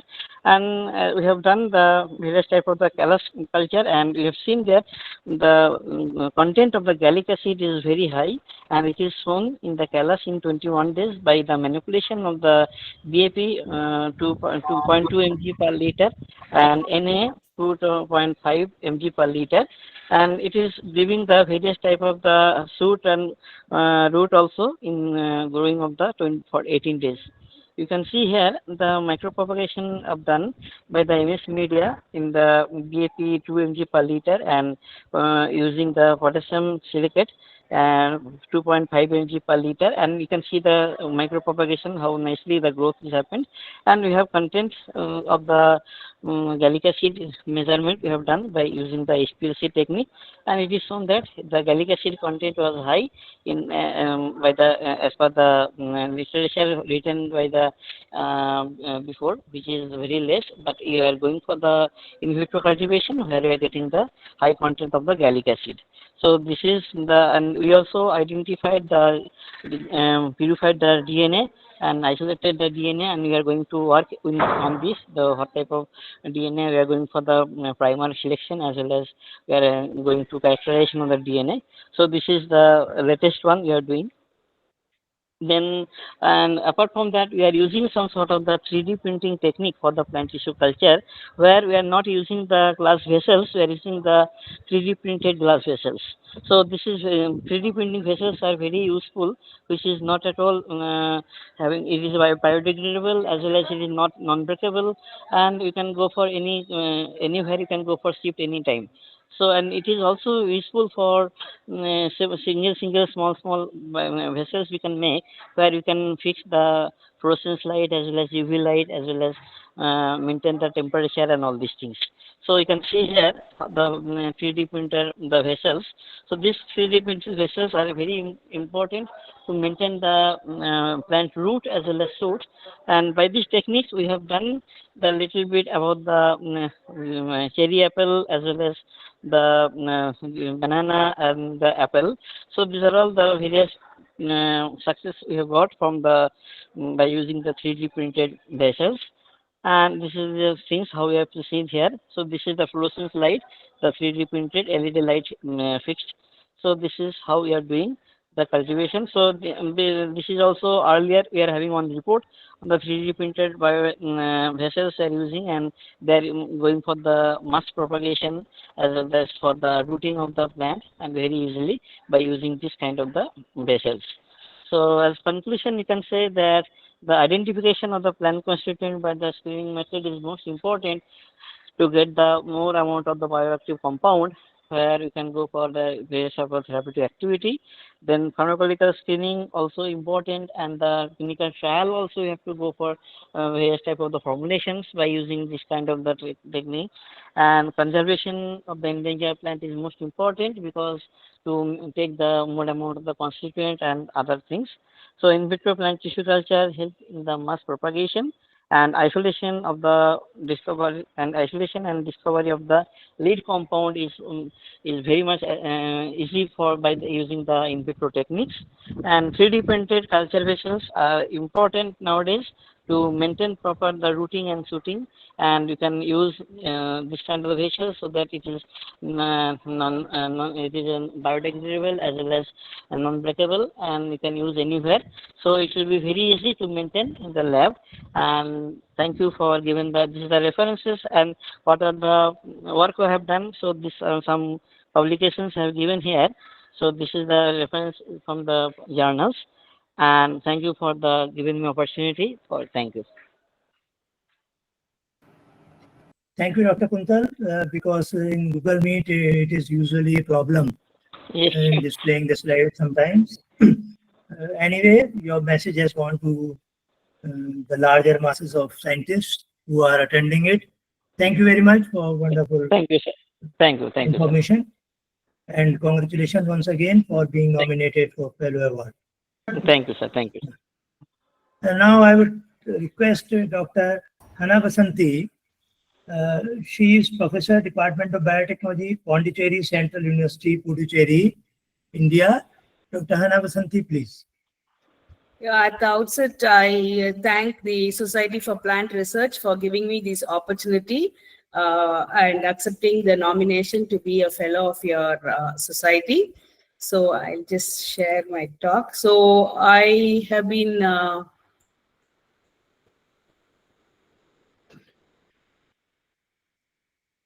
so as you have been hearing, many of the researchers on agriculture related to or applied research on agriculture.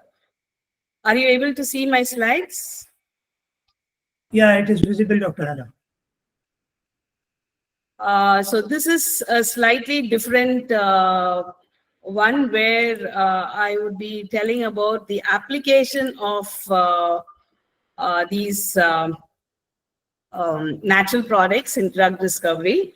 So to start with, as you all know, nature as a source of therapeutic products.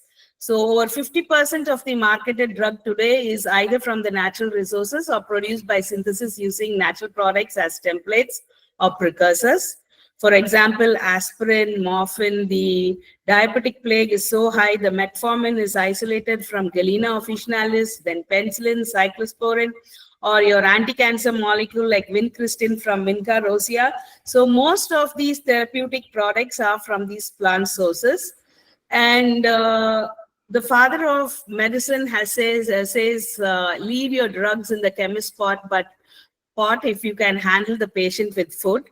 And the traditional Siddha drug mentions that food is medicine and medicine is food. So whatever we eat, whether it is the cereal or grain or the fruits or vegetables or the nuts or spices, they have too many phytochemicals in them, like the isothiocyanates, the carotenoids, the glycosides, the allyl sulfides, or the polyphenols, or the alkaloids, which helps in modulating the disease. So how do they modulate these diseases, these carotenoids or the polyphenols?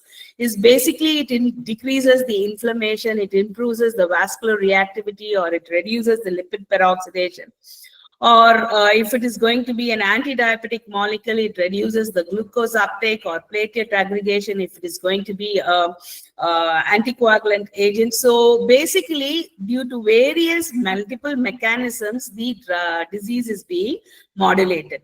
Having so much of importance of these medicinal plants, whether it is terrestrial or aquatic plants, they have various mechanisms as such. And very specifically in the Indian system of medicine, nearly the entire materia medica exhibits a lot of plant drugs. Of course, a few metals, minerals, and animal origin products are also utilized. If you see in the government Siddha formulary, nearly 328 herbs are being utilized. Of course, it is little higher in the Ayurvedic pharmacopoeia. So they are either given as a single drug or a combination of drugs. So thus the herbal or the herbo-mineral formulations, they play a major role in the human society from time immemorial. And the traditional knowledge is a goldmine of treasure in our country as such. And now when the country is looking forward the Indian knowledge system, this is really handy. But however, this drug discovery development process is a long road ahead. Generally, when you go in the direct route as such, the drug designing and discovery goes into preclinical studies, and then the quality assurance and quality control studies. Then we go in for the phase 1, phase 2, and phase 3 clinical studies, and finally go in for the registration and licensing. So this takes at least 12 to 15 years. It involves nearly 2.6 billion USDs. And if you take 10,000 leads, at least finally, when it crosses the entire road, we get only one molecule as such. So that is the reason the drug discovery process is little longer and expensive also. But there is another process where we use the reverse pharmacology, where drug development is based on traditional leads. So basically, we know traditional healers have, they use a particular plant for a particular disorder, and maybe it is involved in personalized medicine also. So we go take a reverse pharmacology route, and based on the clinical trial knowledge, we go in for doing the pharmacokinetic and pharmacodynamic studies, and then check for their analytical standards. Maybe if you are using it as a kashayam, you can use a modern technology to make it as a punched tablet or so, and moving forward. So this is called reverse pharmacology. So now the Indian system of medicine is being utilized as reverse pharmacology as such. So based on this knowledge, many drugs are being developed as such, but there is a major problem in using these herbal medicines, because safety is a fundamental principle of these herbal medicines or these medicinal plants. So the problems are basically everyone has a misconception that all natural are safe, but it is not so. And there is a larger trust on misuse of herbal drugs by healthcare providers as such. And when you're talking about people have been using allopathic medicine and now they are into the traditional herbal drugs, so they are not aware of the interaction with the other medicines. So a person who is having taking anti-diabetic drugs, so if he's taking methi, so sometimes his sugar comes up very low because of the hypoglycemic effect of these drugs. So when there is an interaction of these medicines also, there are some problems as such. Of course, there are some innate toxicity and poor quality of the product. So sometimes if you use the haldi from the curcuma longa, fine. So this basically the curcumin produced, the quality might be less in some areas or so. Okay, fine. So basically you have, as I said, the drug discovery program is a long program. So can you see the roadmap? Yeah. Fine. So in reverse pharmacology, it is the opposite way. But of course, there are a lot of problems. Are you able to see this slide now? Exactly, yes. Yeah, fine. So there are a lot of problems as such. But then how do we overcome these problems? The major causes of these problems is because of the inconsistency in these herbal drugs. So based on the regional and linguistic nomenclature, or the harvesting period, or the method of drying, or the storage conditions, or the mode of grinding and the particle size, there are a lot of inconsistencies. And above all, the shelf life of these herbal drugs plays a major role in the inconsistencies in the herbal drugs. And this has led to the major issue of standardization of these herbal drugs for global competitiveness. Why our herbal drugs or our Ayurvedic drugs are facing some issues in the global market? Basically, we can see it in three different processes. One is the raw material. So basically, we need authentication as a primary setup, because taxonomical people are very less. So we are failing at the raw materials itself. And then the physiochemical properties or the storage conditions. So you know that Indian conditions, we are a tropical region, we have varied conditions. So storage condition is another important one.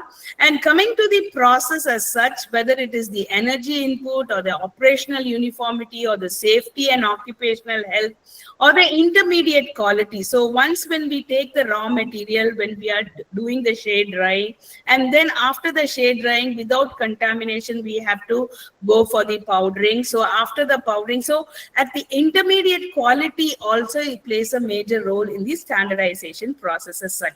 Next, coming to the product, the physiochemical properties or the biological assays, storage stability. So all these things play a major role in the standardization. So in this process, I had completed nearly 7 projects funded by the Ministry of Science and Technology and in the Ministry of Ayush on standardizing a few Ayush drugs along with the industries so that we could take up this to the market and to the public as such.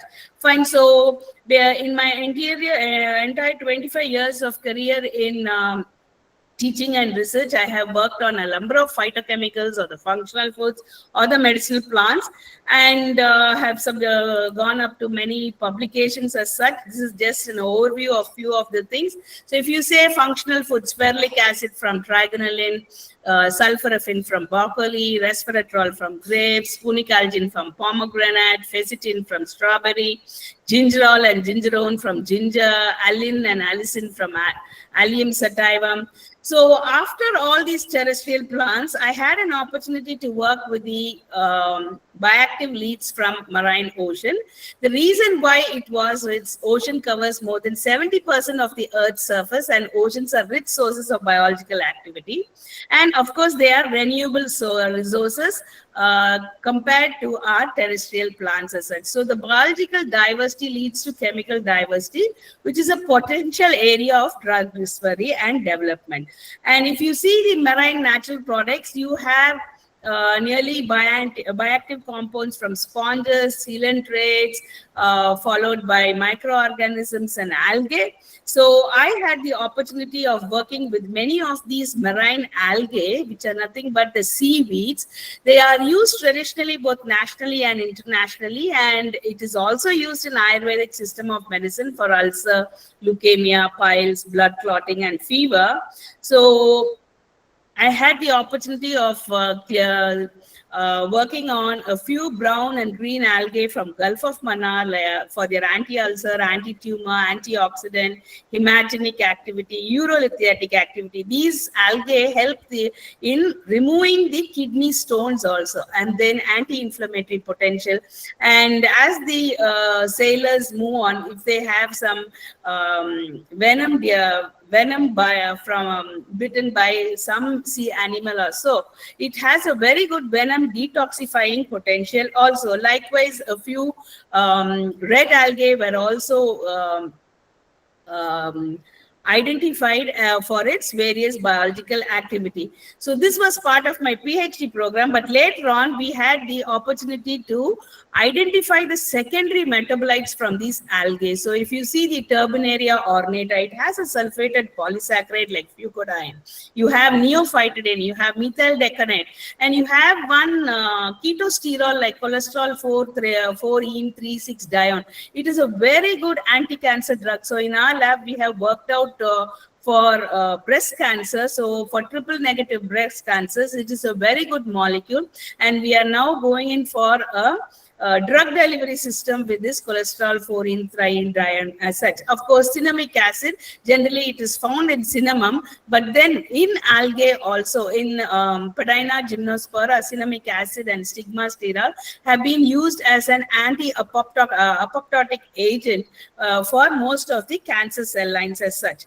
So since these algae have very many properties because of their rich chemical diversity in the ocean, because the ocean is so stressful because of the salinity or because of the waves or because of the lighting. So a number of secondary metabolites are produced in these marine algae, and this can be potentially used in various products, whether it is a cosmetic product or whether it is a healthcare product as such. So we had the opportunity. So I was interested in telling how we take from the bench side work to the bedside. So how we can take a translational research wherein we can take it from the lab to the land. So this was an opportunity to develop a cosmetic composition with phytochemicals. So Alva lactica is a green algae, and Sargassum species, they have it's a brown algae.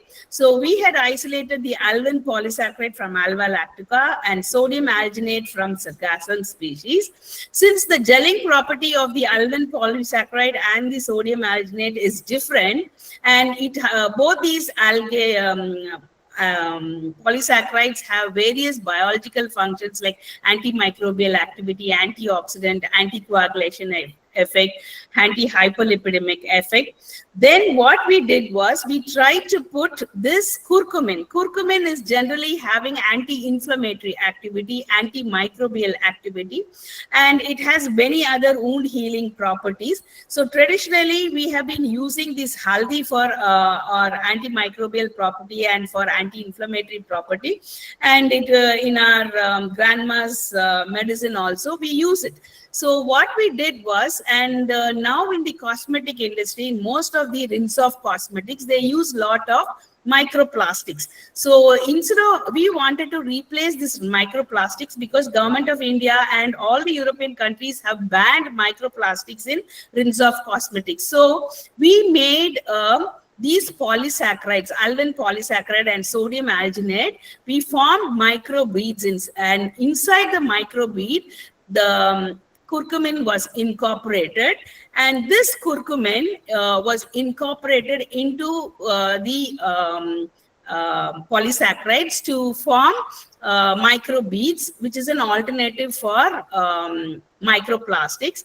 And this was made into an exfoliating biocosmetic.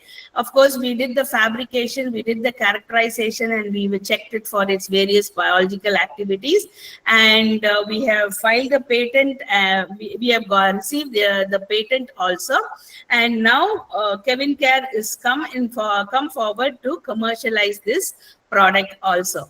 Another product which we had done in our lab, which had taken up from the bench to the bedside, is the natural product which we used here was pectin was isolated from banana peel, keratin from chicken feathers, and ferulic acid, which is a is a polyphenol, a secondary metabolite. So what we did was we prepared silver nanoparticles capped with keratin, and this keratin was loaded into with ferulic acid and pectin. And of course, this was a nano composite which we had formed. This nano composite, we had evaluated it by in vitro and in vivo studies for its wound healing potential, and it was very superior. And based on that, what we had done is we prepared a gel and an ointment for wound healing. So the gel and the ointment contained keratin, pectin. So the pectin helped in keeping the wound moisture, and we could see we compared it with the regular hydroheal, which is again commercially available wound healing product. So we saw in just the 7 days, the wound healing had started. The epithelialization and the regeneration was so quick. So by 14 days, we could see. And at the same time, it did not have any dermal toxicity. So this was again another product which we had filed the patent, and the patent has been awarded. So the nano formulation which we had developed, it helped in sustained release of that ferulic acid, so that when we make the when the ointment is put on the wound, we need not do the dressing daily. Fine. And then of course it maintained the moist environment, it was biocompatible, and more importantly it was biodegradable. So it was eco-friendly also, and it exhibited cell migration, epithelialization, antimicrobial activity, anti-inflammatory activity, angiogenesis effect. So this wound healing gel was useful even in diabetic wounds, where in diabetic wounds the wound healing is little slow. So based on this, the gel was made into was converted into a patch. Fine. So we developed a patch using 3D printing. So we developed a transdermal patch. So this gel was made into was incorporated by 3D printing to make a patch. And this patch was very helpful because it is biodegradable also. Fine. So This is another innovation we had brought in. And of course, to take it up to the market, of course, the translational pathway is going on. Another important plant-based molecule is, as you all know, the Plumbago species. It is called leadworm. So there are different species like Plumbago xylonica, Plumbago capensis, Plumbago rosea. So the active molecule in this is plumbagin. Fine. So from the word lead, fine. So plumbam. So this plumbagin has various activities as such. So people have identified there are n number of papers. It is having anti-cancer activity, antioxidant activity, anti-arthritic activity, and so on. But then what we did was we wanted to develop it for a cervical cancer. So, but in cervical cancer also, we wanted to have a novel drug delivery system. So what we did was we incorporated this plumbagin and made a nano formulation, fine, so with a polymeric coat, and this nano formulation was pH sensitive and temperature sensitive. So what we did was, so we, of course, it was characterized and we checked for the biological activity. So this nano formulation was converted into a suppository. So if a person has cervical cancer, instead of giving a chemotherapy so that it will affect the other normal cells also, we had a drug delivery system which was through the suppository. Fine. So in the case of vaginal infections or inflammation, this suppository can be inserted, and you will have, so in people who are having cervical cancers, that can be utilized. Of course, this has all been done in the lab. Now taking it up for translation from lab to land or from the bed to bedside, from the bench to bedside, we have to enter into translational medical research. But of course, the crossing the valley of, it's a big things. It's like crossing the valley of death and then going for the clinical development. So we had in my lab an experience of developing a product.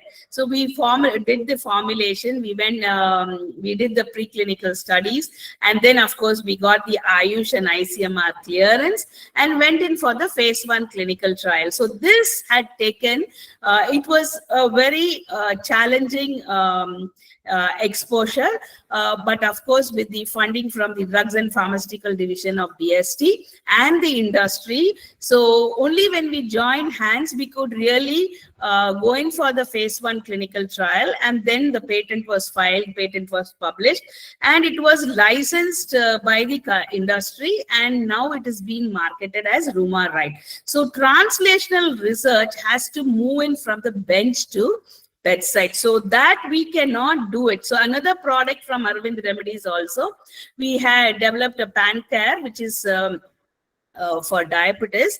So again, this project was sanctioned in 2016 and we completed. So Pancare individually and as an add-on therapy is effective for diabetes mellitus and alleviates diabetic complications. So the company is still marketing this.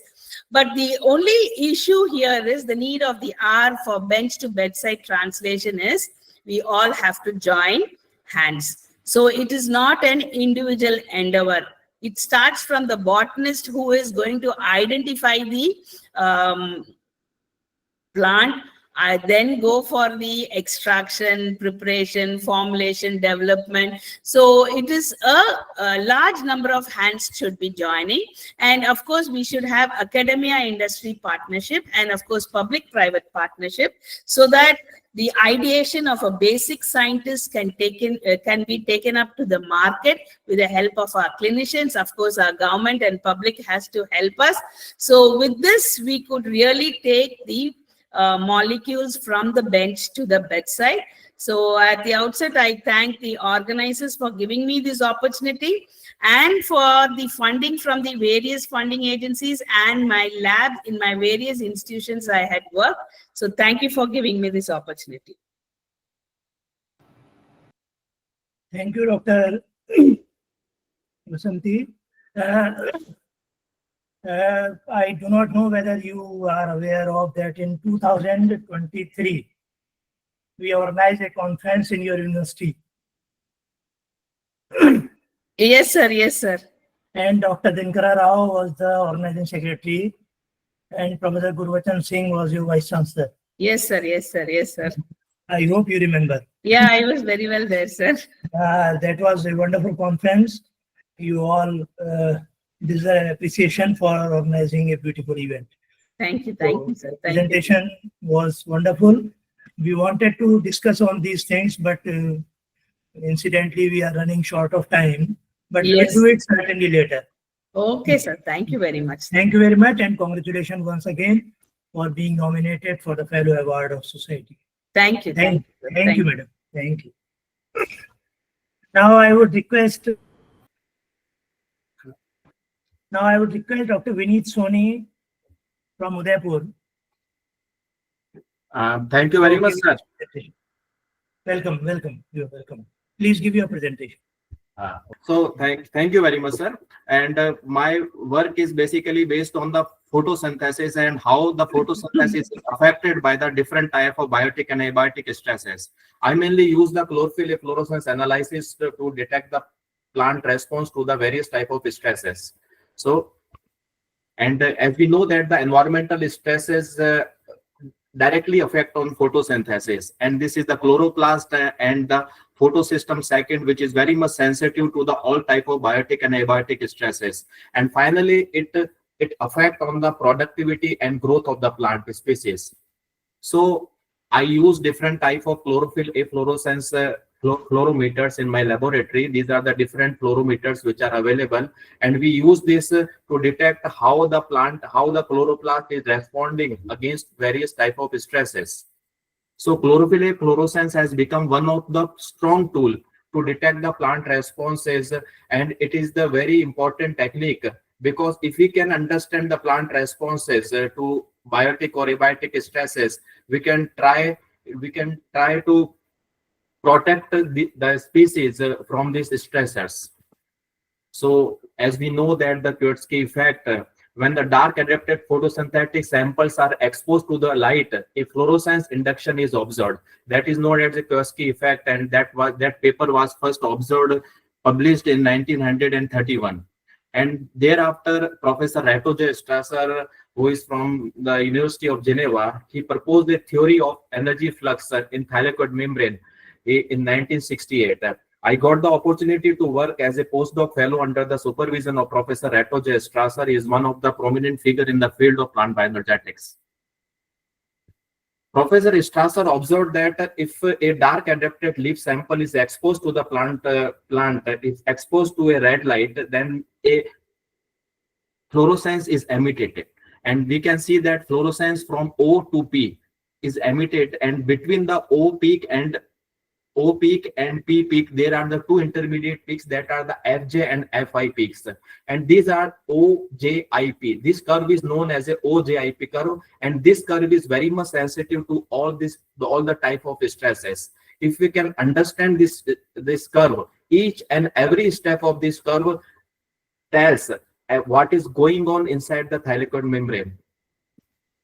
And if we have the fluorescent data, then we can convert this fluorescent data, and we can know that what is the potential of photosystem second, what is the applicability of the phenological fluxes, and how much active and functional photosystems are present in the plants, and what is the quantum yield of the photosystem. So this everything, if you want to know everything about the photosynthesis, we can take the reading from the fluorometer, and then we can convert the raw data of fluorescence into the specific, to measure the specific fluxes, phenological fluxes, and to determine the density of photosystem second and quantum yields Fv divided by Fm.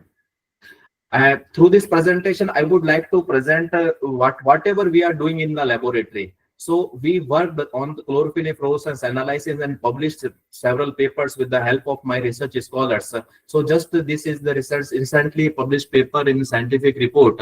We analyzed that how the lamina minor, which is a duckweed plant, how it responds to the heavy metal stress, and which is the we can see here the OJIP curve, how the OJIP curve is modulated by the different concentration of mercury. So this is published recently. And this is the another paper which shows that we also used the chlorophyll fluorescence analysis to understand the plant response in submergence stress. We worked on the plant semi-pergola, and when there is a rainy season and the plant is submerged by the water, then how the semi-pergola moss respond to this stress. And we can see that in this paper we showed that the sunlight induces the repair of photosynthesis in the plants affected by the submergence stress. And this is the desiccation tolerance in lichens. Yes, chlorophyll fluorescence can also be used to detect the plant response to the desiccation stress. We use the lichens flavoparmelia, and we know that the desiccation tolerance is a complex phenomena, and the lichens have the remarkable ability to grow without water for the prolonged period, and their remarkable potential at the molecular, physiological, and biochemical level enable them to tolerate the desiccation for the extended period. So this is the OJIP curve. We can see that this is the OJIP curve, and we detected that how the lichens remain active without water for prolonged period. And this is another one, the desiccation tolerance in semi-pergola, same moss.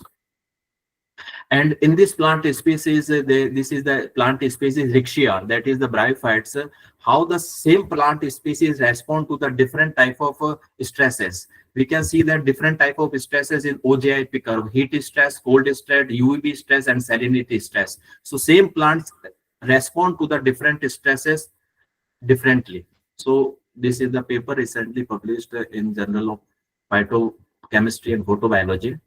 And this is a new problem: light pollution is affecting the urban ecosystem. And we detected that how the artificial light, how the continuous light is affecting the plant photosynthesis, plant growth and development.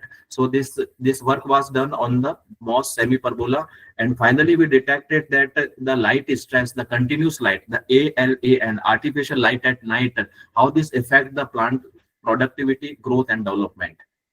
And another one is the waterlogging detection. We worked on the Arachis hypoxia, and waterlogging is a severe problem, and it affects on photosynthesis. How the photosynthesis is affected, we measured it from the chlorophyll fluorescence and OJIP kinetics, and we observed that a prolonged period of waterlogging severely disturbed the plant productivity under waterlogging stress.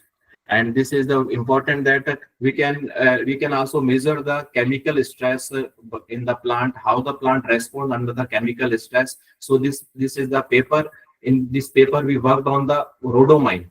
Rhodomine is a dye. This is the dye which is used in the textiles, or even in the holy festival. We use the gulal, and rhodomine is used as a content of the gulal, synthetic gulal.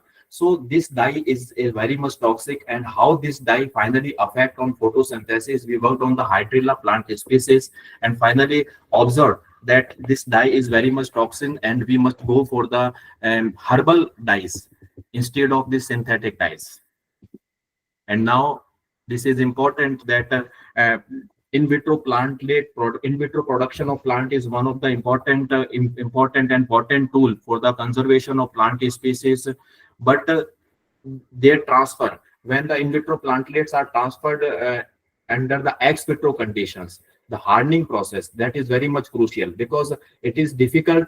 In vitro plantlets show very low rate of survival under the ex vitro conditions. So if we can measure the photosynthesis rate of in vitro plantlets, only the plantlets which have the high photosynthetic efficiency under the in vitro conditions, only if they can be transferred to the ex vitro conditions, then we can get the high survival rate under the field conditions. So this is also important. If we want to increase the survival rate of the in vitro plantlets, we must screen the photosynthetic potential during their growth under in vitro conditions.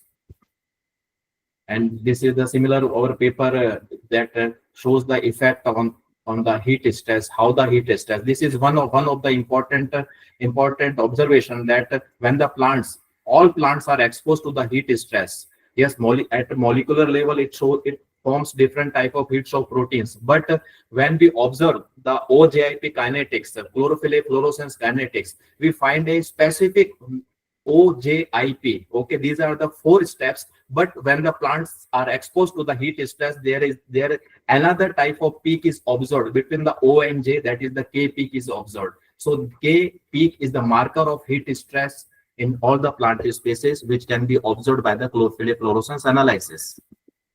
And this is the important thing that recently we worked on the cigarette butts.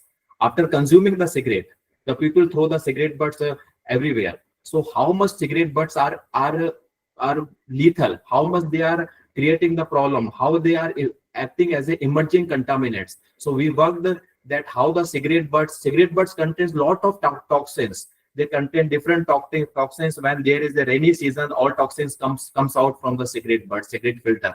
So we also worked on the Azolla pinnata, pteridophyte.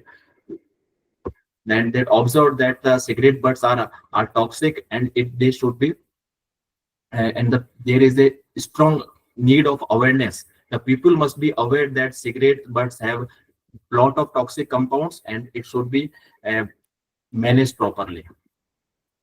And similarly, another biotic stress, we also worked. If we can measure the chlorophyll fluorescence analysis repeatedly, regularly in the plant species, then just after the infection, when the visible symptoms are not appeared in the plants, we can detect the disease in the plant species. For example, here we detected the severe leaf vein disease in Ficus religiosa plant before the appearance of the symptoms. If we can detect the disease prior the appearance of the symptoms, then we can prevent the plant from that disease. So this is also one of the important tool to detect the disease before the appearance of any type of symptoms.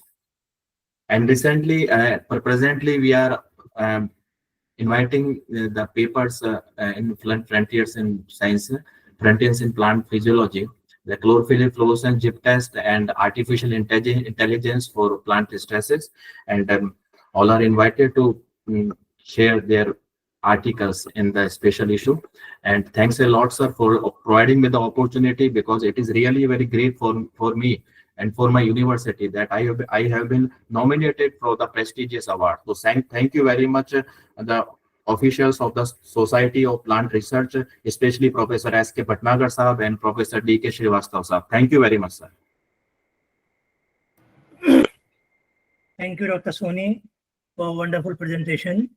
And before we move forward, I would request all the esteemed fellow awardee of Society for Plant Research.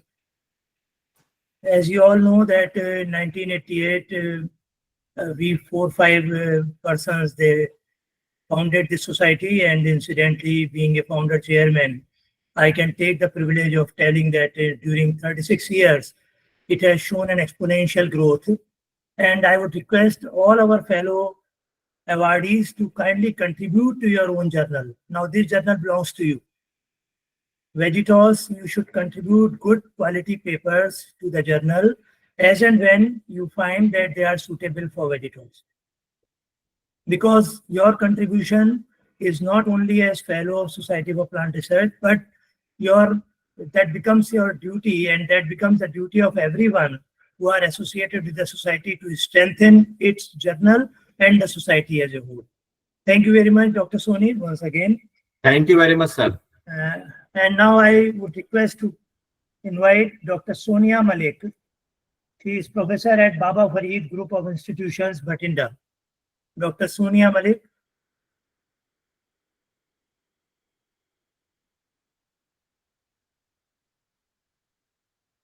Are we having Dr. Sonia Malik?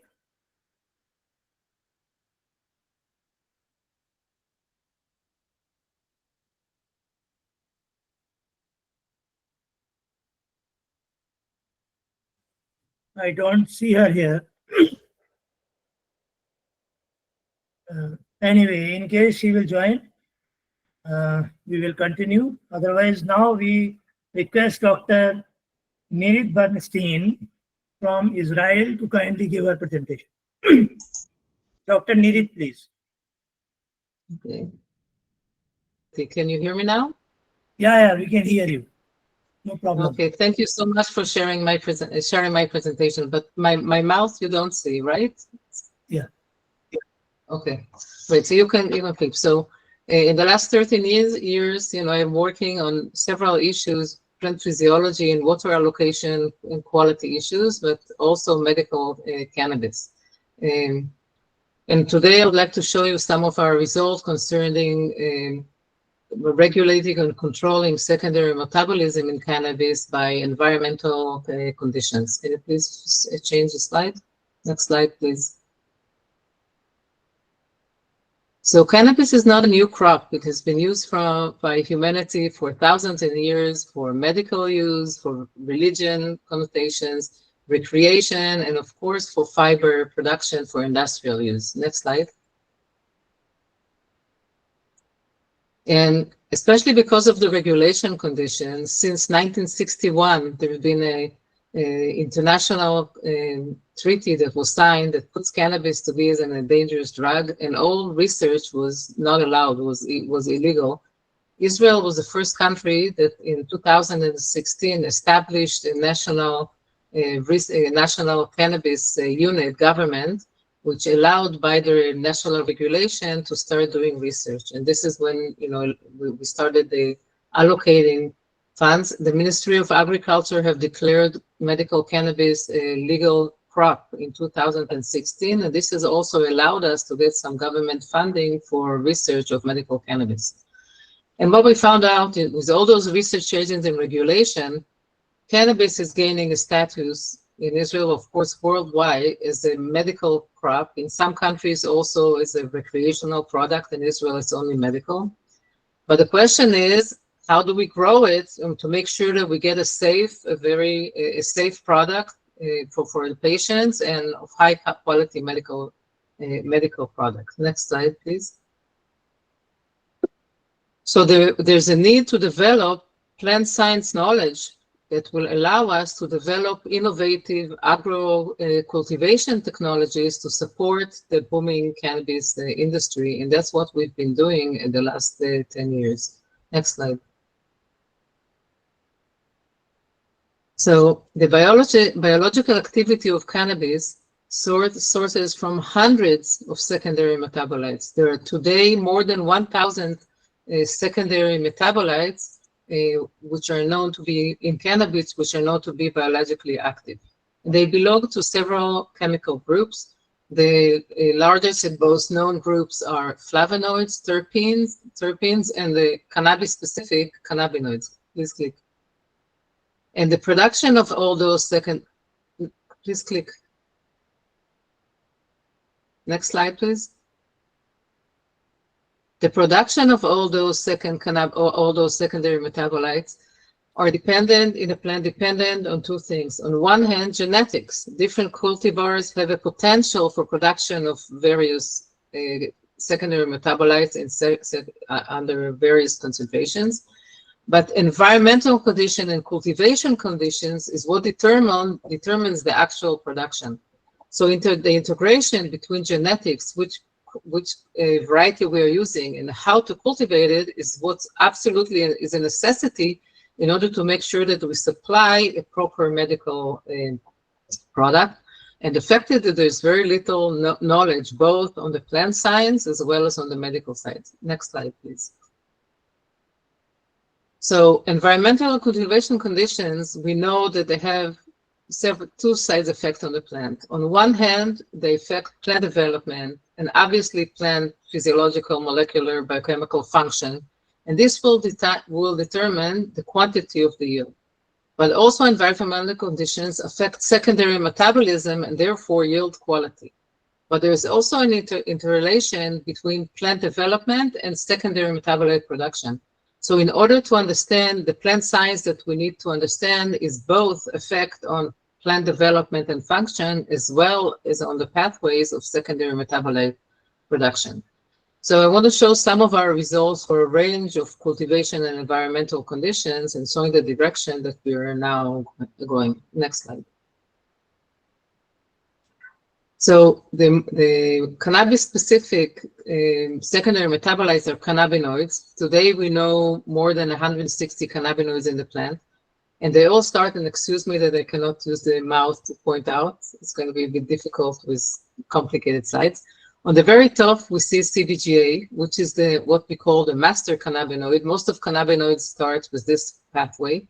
And then under by three enzymes in the plant, it produces either CBC, CBG, or CBD. And please click. Oh, okay, CBD. And then later on, either in the plant or post-harvest, please click for the next slide. In the plant, we have a development of all those, what we see the branching down from those three, and all the way up to more than 160 cannabinoids.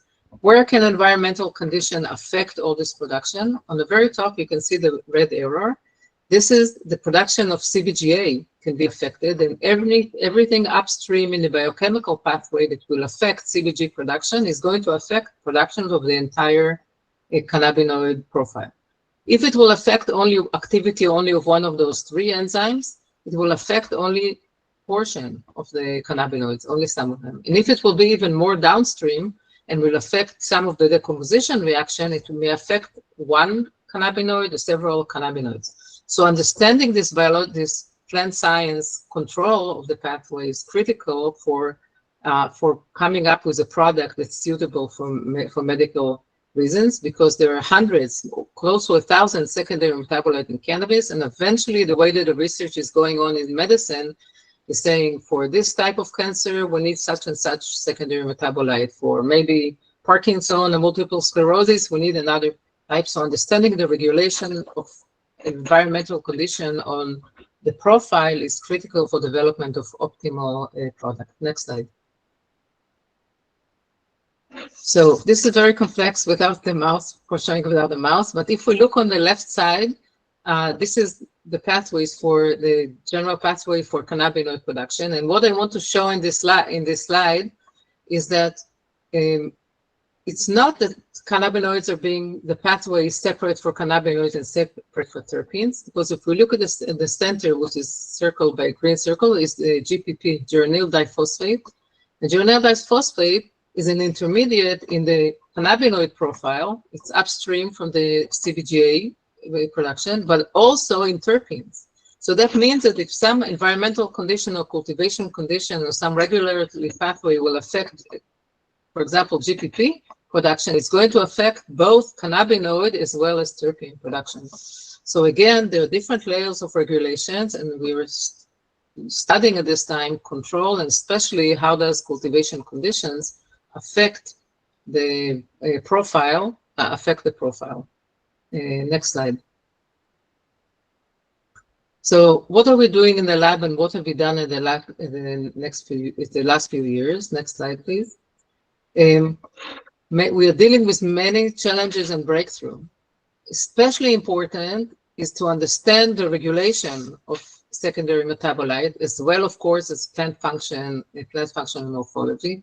Especially in order to standardize, we have to make sure that the concentration of all those dozens and hundreds of metabolites will be more or less stable when the patients get the medical product on Sunday, on January, on February, next year. It has to be standardized. It's never going to be a medicine regulated like a pill.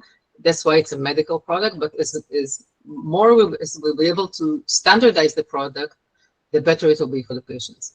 So we've been working on studying the effect of mineral nutrition and light quality and intensity, temperature, stress before harvest, which is a time where the secondary metabolites are being produced, plant architecture, because this affects microclimate in the plant, a lot of post-harvest study, because after we study and pack the medical products, still there's a lot of chemical changes, prevention of contamination, microbial, heavy metal, and pesticide, pest management, which is very important, which we're using a lot of botanical pesticide and insecticide, conventional treatment, and trying to make sure that there's no residual contamination, as well as that there's no effect on the secondary metabolite, therapeutic metabolite profile, and flowering control. Next slide. So in terms of mineral nutrition, we've done a lot of work. Most of it is published and it's available online. We've checked, and nitrogen, potassium, phosphorus, calcium, magnesium, ratios between nitrogen forms, zinc and manganese, a lot of practices for which are very used very often in the cannabis industry, such as flashing, which is withholding fertilization in the last week, and many other things which is related to trying to pinpoint effect on the secondary metabolism. Next slide, please. So cannabis is a short day plant, meaning that under long photoperiod, it will only grow vegetatively. In order to trigger reproductive growth, it is being shifted to short day and flowering. So a lot of our studies, but because size of the plant and plant morphology affect secondary metabolism, so we study all of our effect both on the vegetative as well as on the reproductive stage. Next slide, please.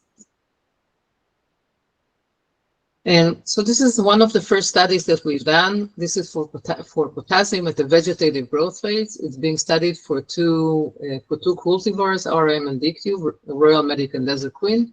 And as we see, we studied a very wide range of concentration, going all the way from 15 to 240. And looking at the photograph, we can see that on the left-hand side, 15 ppm milligram per liter plants are very small, suffer from deficiency of potassium. On the right-hand side, 240 is a little bit heading toward toxicity. And the optimal range is between 100 and 175 milligram per liter potassium. So we've done this after we established this for the vegetative growth phase. And of course, this was done we did a huge amount, a very large number of testing, a lot of morphological characterization, physiological and biochemical and molecular responses, biomass accumulation, mineral uptake, translocation and accumulation in the plant. This can be seen in our publication. Usually on the bottom, I write some of the publication that details this.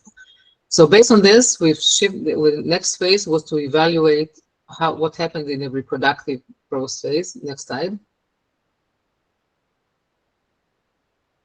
And next slide, please.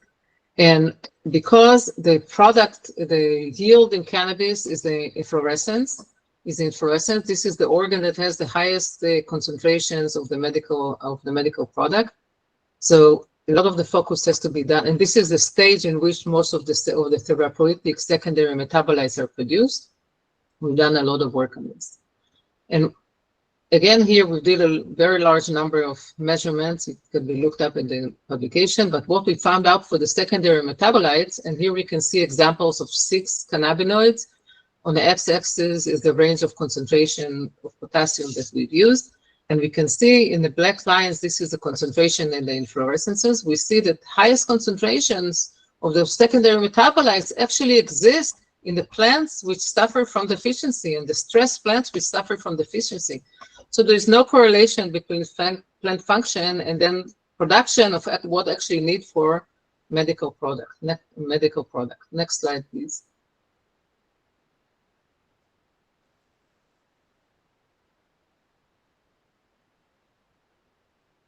Okay. So this was potassium. The next element that we checked was nitrogen. Again, obviously the major macronutrients. And this is again in the vegetative phase, following on all those physiological and morphological studies. Here on the bottom, we can see, for example, leaf biomass and stem biomass, whatever. We can see that 160 milligram per liter ppm is the optimal concentration. This can also seen on the images on top. So for nitrogen, 160 in the vegetative growth phase is the optimal concentration. Next slide, please. So this is the studies. So this is from the experiment that followed on vegetative growth phase. And as we can see that we studied again the same very wide range of nitrogen concentration from 30 to 320. Obviously, we see that 30 and 80 ppm are deficiency concentration. The plants are suffering from deficiency. They're small, they're yellow. 320 ppm is already within the toxic range. We see some toxicity issues. So the range, so 160 is the optimal range for plant function. All the physiological function, biochemical, molecular, was optimal under 160. Next slide, please. But when we actually analyze production of those secondary metabolites, we see again that the highest concentration of the therapeutic metabolite occurred under 30 ppm. So again, for the second time, deficiency stress induced production of highest secondary metabolite. Next slide, please. And this is the concentration. This is an example of the concentration. Some of the results that we receive for cannabinoids are on the left, and for terpenoids are on the right.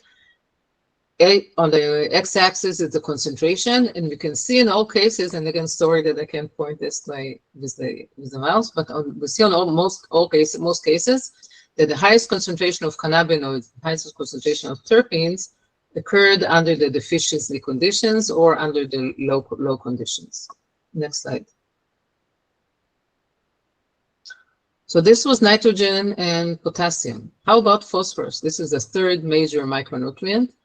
Again, this is an experiment that was conducted with two cultivars, Royal Medic and Desert Green, and I present here only part of our results for the reproductive growth phase. Now, phosphorus is interesting. The industry usually say, I mean, before we did those experiments, plant needs even 300 ppm or 600 ppm. Now, this is a little bit off the wall because in agriculture, we usually use somewhere between 10 and 20, 25, 30 is a lot.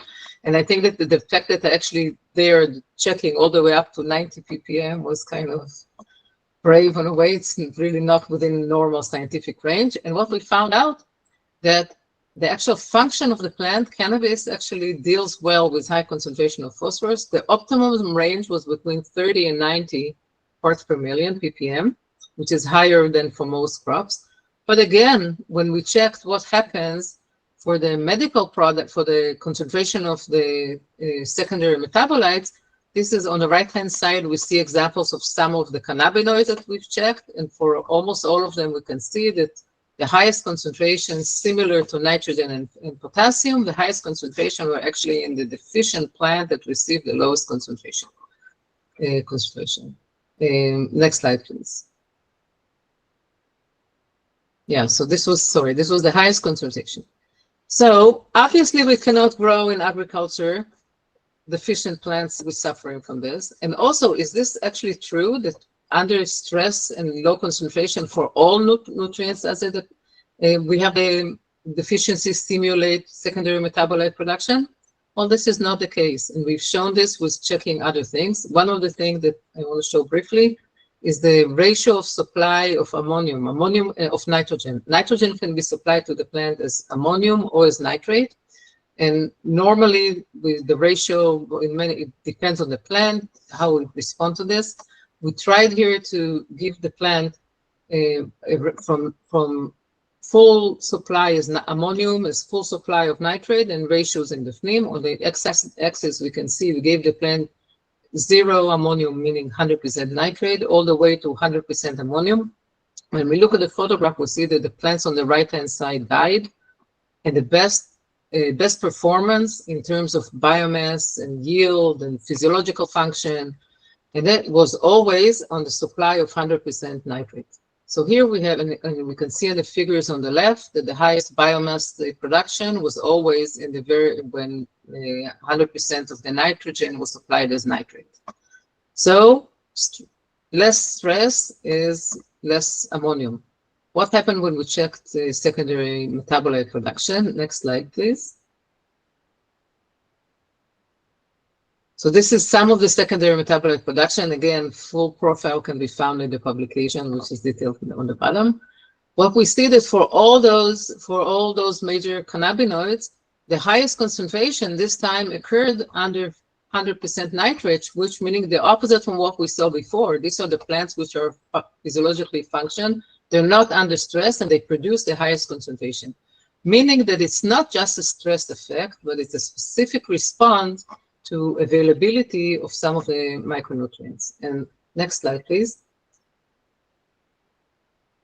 Okay, so what we have done next stage, of course, is to try to analyze what's the mechanism and why the responses to some nutrients are different, and to understand the plant science responses. And here what we can see, I wanted to show you briefly some of our response for the hypothesis for nitrogen. For nitrogen, what we adopted the hypothesis, it's called a carbon nitrogen ratio hypothesis. And this actually, what we were actually saying is that, okay, if there's enough nitrogen in the plant, then nitrogen is involved in, obviously, in protein, RNA and DNA, whatever. If there's enough nitrogen, the plant will produce protein, DNA, RNA, and will grow. But what happens if there's no nitrogen and there's deficiency in nitrogen? Photosynthesis is still ongoing in a certain way. So we have production of photostimulates. Now, because there's no growth and there's no utilization for them for growth, this energy and these carbohydrates are being used for biosynthesis of secondary metabolites which do not contain nitrogen. Well, cannabinoids and terpenes don't contain very little nitrogen, if at all, and therefore this is actually what happened. We've done a lot of metabolomic studies, some of it's published as well. And what we saw that under nitrogen deficiency, there is a metabolic shift toward production of low nitrogen metabolites. Here we can see this in this figure. We can see on the top chlorophyll, which contains nitrogen. When we increase the concentration of nitrogen, production of chlorophyll increased. But phenols and, for example, when we look at phenols or flavonoids, or same thing with cannabinoids and terpenes, when we increase concentration of nitrogen, and the energy goes into production of other things, and production of the cannabinoids and terpenes decrease. So this is a hypothesis which we've proven to be true. Next slide, please. And the same thing we see with magnesium. Magnesium supply, this is an experiment that was conducted with magnesium. This is for the reproductive growth phase. On the graph figure on the left, we see several of the cannabinoids of the cannabinoids, and we see here that the highest on the pictures we can see that low concentration of magnesium. The plants are deficient; they're yellow, and the optimal range for biomass development, for growth, for yield, for plant function is between 20 and 35 ppm magnesium supply. But when we check cannabinoids and terpenes production, this is on the left-hand side, we see some of the cannabinoid production. We see that the highest production is under 35 ppm. So again, here, the highest production of cannabinoids, and the same thing for terpenes, is not under deficiency. It's under the optimal concentration of magnesium. Now, magnesium is involved in many functions in the plant, Among other things, it's involved in production of GPP, which is important part of, as we said before, part of the pathway for production of both cannabinoids and terpenes, and therefore it makes sense that when magnesium is deficient, we'll have less production of those secondary metabolites. So what we're actually saying, showing that the response to those nutrients is not necessarily a stress response, it's a response to specific supply and specific regulation mechanisms of those specific nutrients. So that means that we need to optimize for each one of those micro and macronutrients and for their interaction in order to standardize and optimize the production of the secondary metabolite. Next slide, please.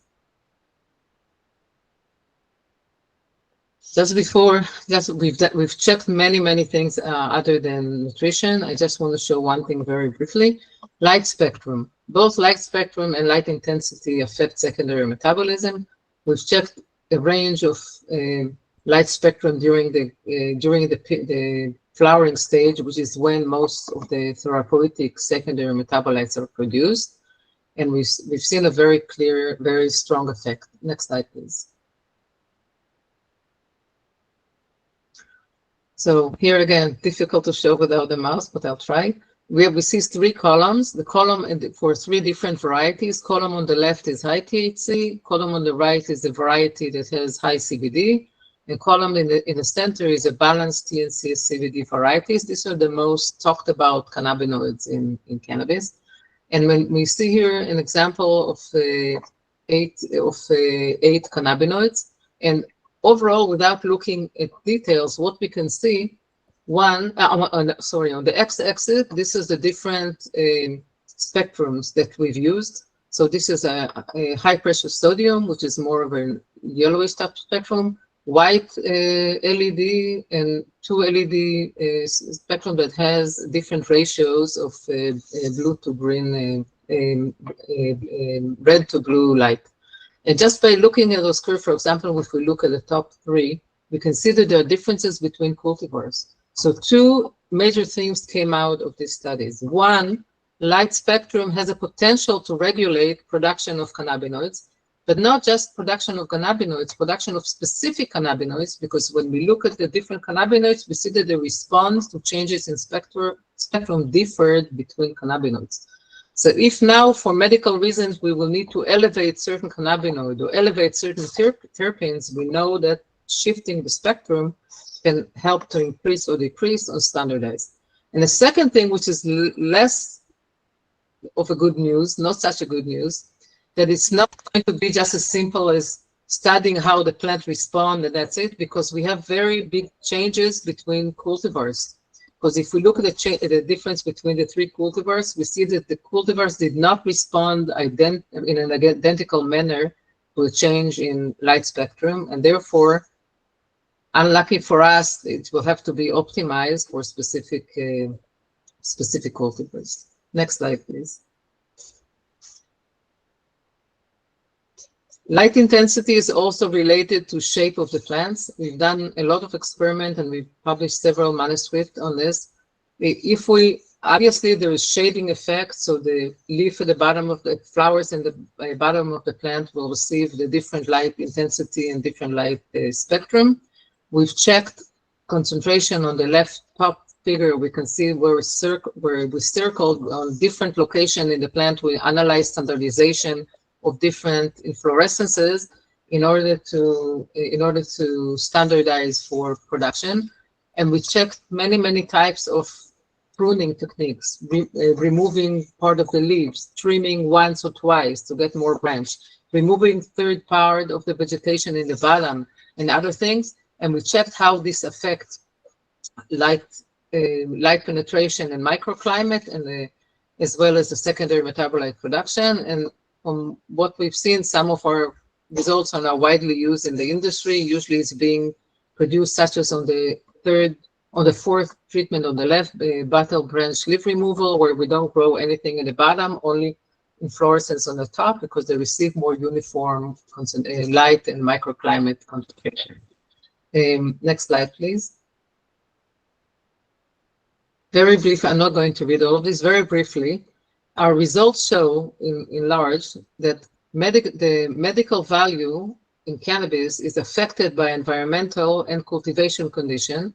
And that means that there is an environmental and cultivation condition has the power to regulate production of those secondary metabolism. Very strong effect to mineral nutrition on secondary metabolism. We've seen that for some nutrients, such as nitrogen, phosphorus, and potassium, deficiency actually stimulate production. Others, for example, ammonium actually inhibits production of secondary metabolism. For magnesium, optimal for plant physiology function, it parallels optimum for magnesium production. For the light spectrum, we've seen that it has a very strong effect on secondary metabolism with a potential to regulate production of specific therapeutic secondary metabolites, but with the variability, unfortunately, between cultivars. Next slide, please. I want to thank, my group, some of the I present here some of the students which are involved in this results that I've seen for this study. Very difficult to work with cannabis. Everything is under cameras which being screened and for safety issues. Everything is under motion detectors and special licenses, and every move that we do, touching a plant or looking at a plant or smelling it has to come under specific regulation licenses. But we are very grateful to work under those very strong restrictions, because it allows us to study this plant and give the industry the results that they need on how to produce, the optimal conditions. The funding for all those studies came from the Chief Scientist Fund of the Ministry of Agriculture in Israel, and we also work with many of the growers in Israel to evaluate in various growing conditions and various genetics. And thank you very much. Thank you very much, Dr. Bernstein, for your brainstorming lecture. Thank you, and I thank very much. I thank very much for whoever is sitting and changing the slides. I appreciate this very much, and I apologize for the technical difficulties, which I don't know what caused them. Yeah, that's my staff who's working on the slides. So I'll convey your thanks to him. It's a noxious weed in India as well, and they require a lot of abilities if you start working on cannabis. And incidentally, one of my students, Dr. Rishi Somanshi, is working in Canada on the same topic, almost related, or on the weeds which are present in Canada. So I think all of our esteemed fellow colleagues and fellow awardees, besides those who are present over here, they might have enjoyed this wonderful lecture by Dr. Nirit. Thank you once again, Dr. Nirit Bernstein, for being with us and for sparing a lot of time despite odd time zone. I don't know what is the time at Israel at the moment. So what is the time? It's 1:30 almost. It's fine. In the middle of the day. Much easier than presenting in the US. That would have been 3 in the morning or something. Yeah. So thank you very nice. I have students and postdocs from India in our institution. We have more than 50 postdoctoral students from India. Time difference is 2.5 hours, so it's convenient. Thank you very much. Thank you very much for being with us. And now we are having the last lecture by Dr. Sonia Malik. She was having some internet issue, but I think she has now joined. Dr. Sonia Malik. Yes, Professor Bhatnagar, yes, I'm here now. Yes, please continue with your lecture. Yeah. And that will be the concluding lecture this afternoon. And please continue. Okay, first of all, I would like to apologize for the inconvenience due to some problem with the internet. Yeah. So at the outset, I would like to. Sorry. Yes. So at the outset, I would like to express my thanks to the organizers of Plant Research Society, to Professor Bhatnagar, Professor Srivastava, and respected jury members, eminent speakers, and distinguished guests. I am truly honored and grateful for such an opportunity, and it is a privilege to be here today among such an accomplished scientists and researchers.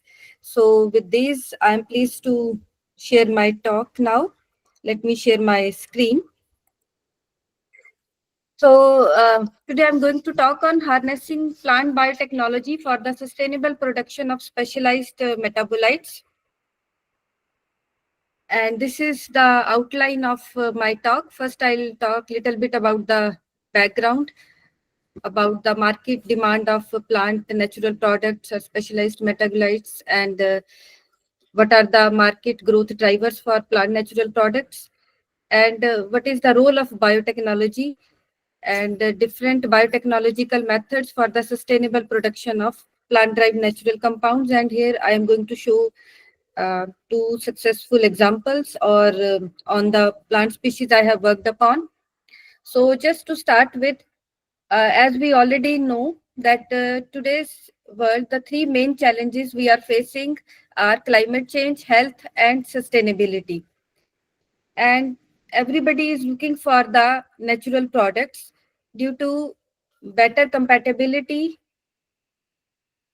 and lesser side effects. So if we just look at the figures about the global value of these plant-derived natural product industries, food and dietary supplements, they account for the major components with almost 50%, and followed by pharmaceuticals, cosmetics, and then pigments.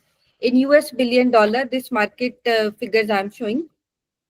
And now, just before going deep, first let's talk about plant specialized metabolites. However, there is nothing to talk much about this. Already Dr. Vasanthi, Dr.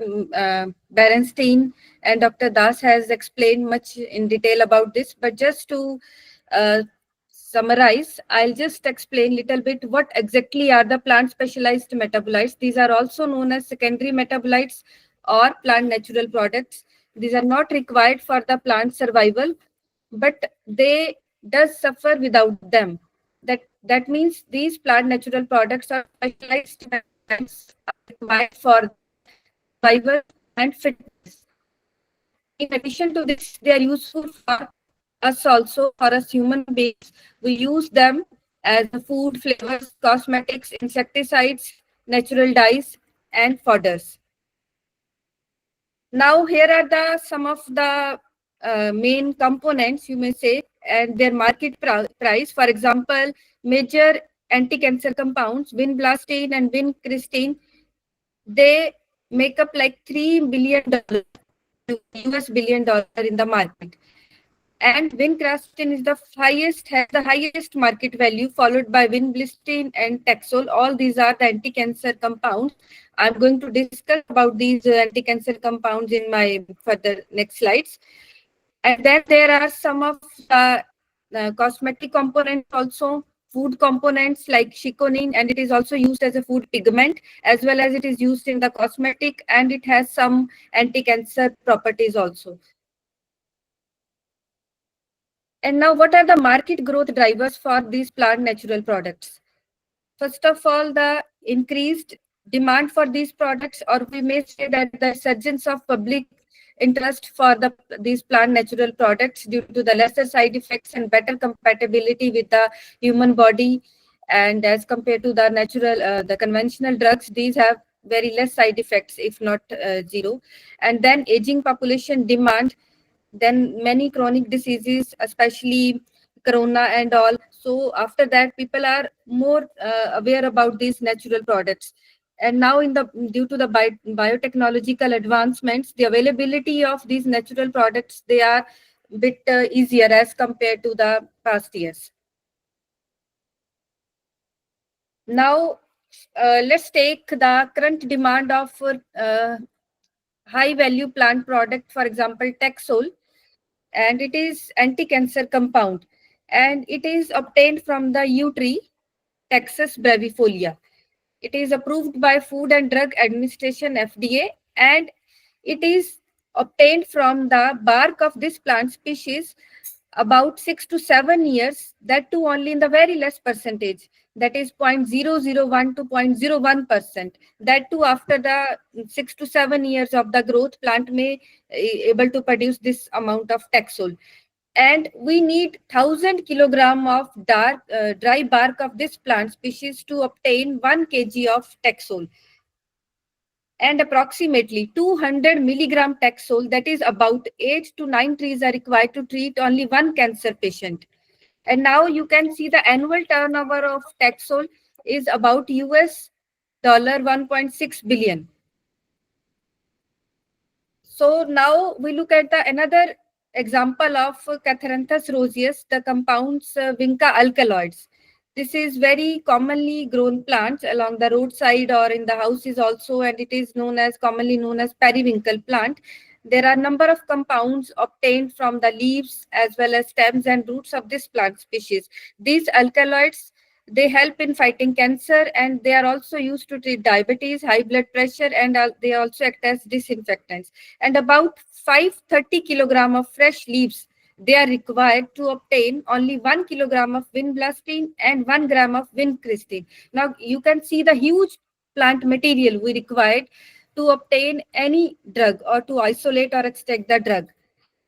And similarly, third example I am giving here about the chiconin. I have worked on this product during my research. And here, the chiconin, which is used as food pigment and cosmetics, it is found only in the Boraginaceae family of plant species, and it reaches about 1 to 2% in roots, that too after 5 to 7 years of growth.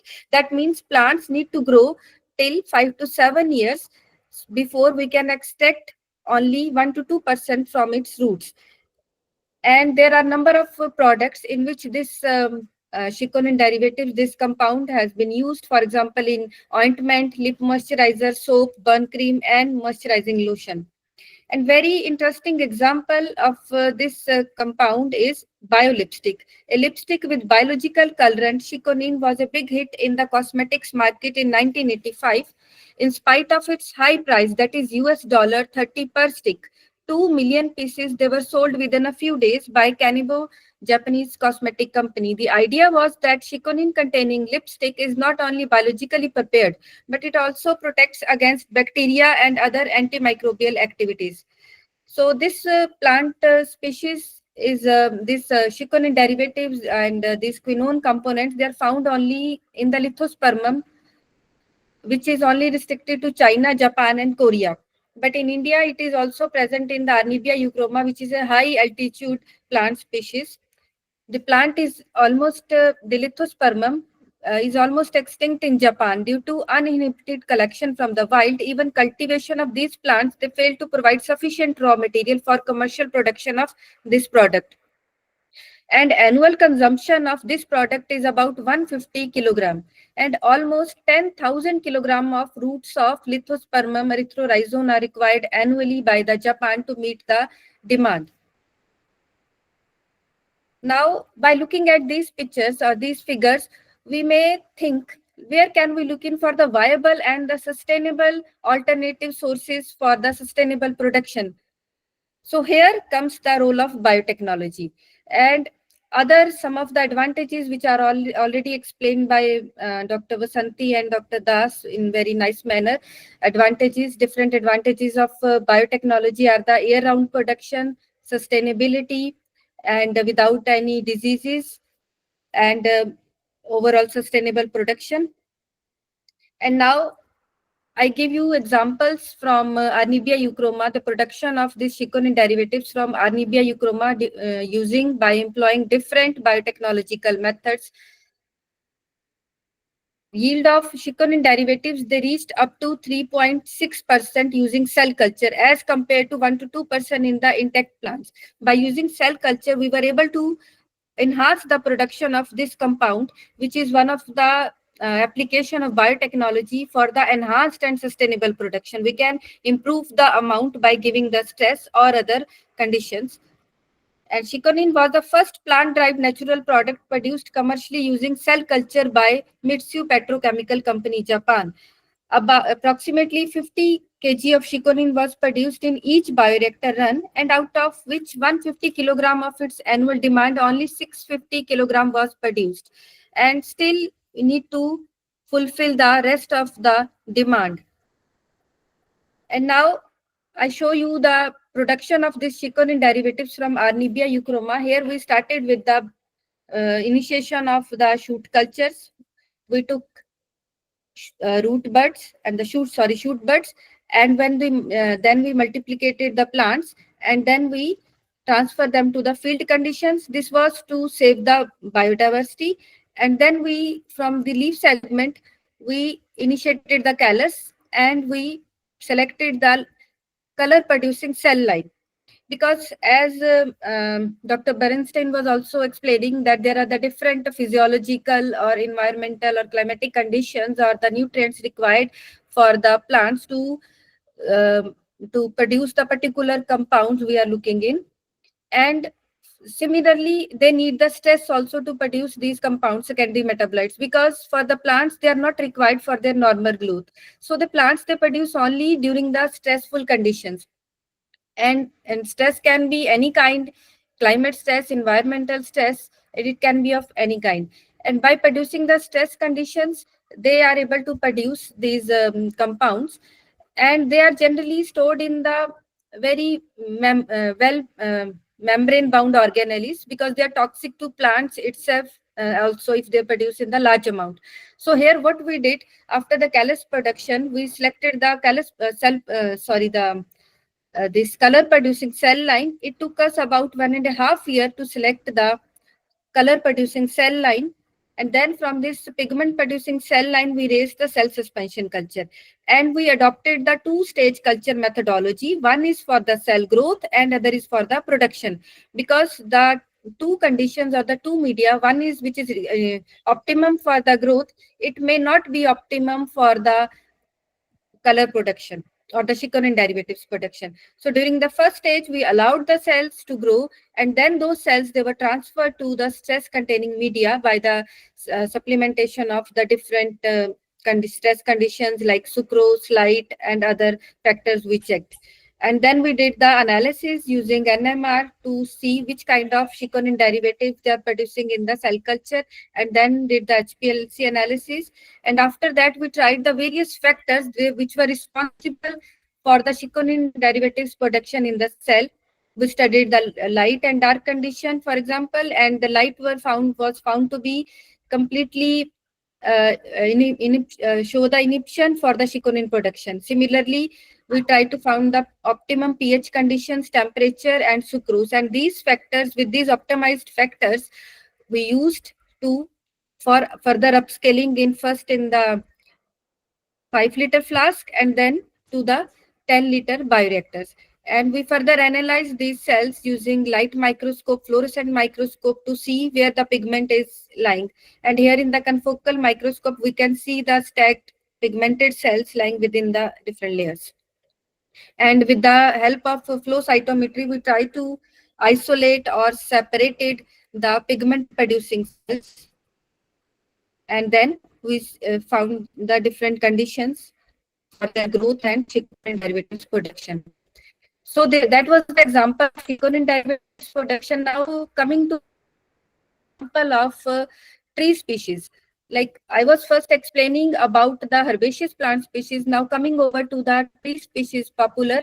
And here our purpose is different. This project was in France with the collaboration of companies, cosmetosciences companies, and Alba Muller and Glycojac.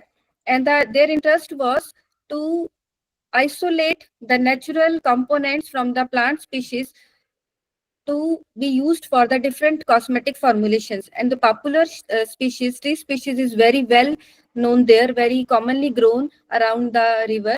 So they wanted to utilize it to see. So we wanted to see which kind of components this species is producing, whether we can use it for the cosmetic applications or not. Just to, because the industries are always now they're looking for the another alternative sources. So with this purpose, this project was to investigate the different root systems or the different cultivation systems under the controlled environmental conditions to see the synthesis of metabolites. So here we tried to use different culture system. One is soil-less culture system. Here in the soil-less, we used aeroponics as well as hydroponics, and then we initiated the hairy root culture system, because our idea was to see the components, these specialized metabolites produced by the tree species in its roots. And if we uproot these roots, it may destroy, we need to destroy the whole tree. So it may lose to biodiversity conservation. It may lose the biodiversity, sorry. So with this idea, our aim was how we can employ the biotechnological methods to use only a single cell or the single X plant of the plant to raise the suspensions or hairy root cultures and to analyze the components without making any loss to the biodiversity or without destroying any plants. So with this aim in mind, we took the stems to initiated the aeroponics and hydroponics culture system, because aeroponics and hydroponics, these are the soil-less culture systems, and they use 70% less water and land resources as compared to the conventional agriculture system. And we wanted to try compare this system to the hairy root culture, because tissue culture has also in itself some of the pros and cons, because they need very highly equipped laboratories, and sometimes they are very not that much cost effective. So we wanted to try compare different systems. So here we successfully established the different hairy root culture cell lines using agrobacterium rhizogenes and the different aeroponics and hydroponic systems. And then we isolated the exudates also, as well as the collected the media, as well as the extracted these roots to find out the different phenolics, flavonoids or terpenoids, which components are present in the roots. And here it is all the summary of this work done in the popular for the cosmetic purposes. We initiated the different hairy root culture lines using single segment about 2 to 3 centimeter of leaves. They were used to initiate the roots, and then these roots, they were multiplied. The beauty of these roots are that they grow very fast. That too on the hormone-free media. We need not to add any hormones, and they are just grow very fast, and just within about 40 days we can find a flask full of these hairy roots. And then we saw these growth of these roots using the fluorescent microscope. And then for the upscaling purposes, we use this Rita system. This is kind of a pre-pilot system before the bioreactors. And then we analyze the different antioxidant properties and different phenolics and flavonoid components. And we also try to find out the different anti-cancer properties using different cell lines. That work is still under progress. And the company is also, because of the some patented reasons, I'm not going to show much details about the cosmetic application of this plant species or these compounds from the popular. I'll not going into too much detail. And these are some of the publications came out from this work. And here are also the publications of our group using the plant natural products from different plant species in different areas. And I did work on the other medicinal plant species also, like Artemisia, Texas. And these are also glimpse of some of my publications. And now finally, with this, I would like to acknowledge my mentors, teachers, and supervisors for all this motivation and who gave me the passion for going into this field, especially Professor Nagpal, Professor Avinash Nagpal, who is also among us here. I would like to especially acknowledge my teachers. And then I am open for any kind of collaboration for further work. With this, I would like to thank you all. Thank you very much. And I'm open for any queries. Thank you, Dr. Sonia, for wonderful presentation. And since we have acknowledged Dr. Avinash Nagpal, she had been a long associate of us. And we organized a conference at our university a few years back. So, and incidentally, we all are at this virtual platform. This is a big opportunity for all of us to be here and to work together for the welfare of Society for Plant Research and its journal Vegetos, which has already attained good height globally and still need your support and your association with this for its further growth. Thank you very much, Dr. Sonia, once again, and congratulations for Thank you very much. Fellow Award. And this is the time to invite the president of the society, Professor Dr. Vandana Bose from Banaras Hindu University. She is a learned physiologist, and I would request her to give her blessing remark to all the awardees. Professor Vandana Bose. Yes. I am audible, sir? Yeah, you are audible, Doctor. Good afternoon to all of you. Sir, I pay my respect and gratitude to Professor Bhatnagar and the members of the executive body, and also to the Professor D.K. Srivastava, chairman of the screening committee, and all the members for their valuable works regarding the shortlisting of the fellow awardees out of more than 100 candidates. I really hats off to all of them for this auspicious work. 9 lectures were presented today, and all the lectures were very nice. Professor Avinash Kaur has established protocol by using the extract prepared from vermicompost and the kitchen waste and the jamun extract, etc., for micropropagation. The following lectures were Rajendra Kumar Dhal, Dr.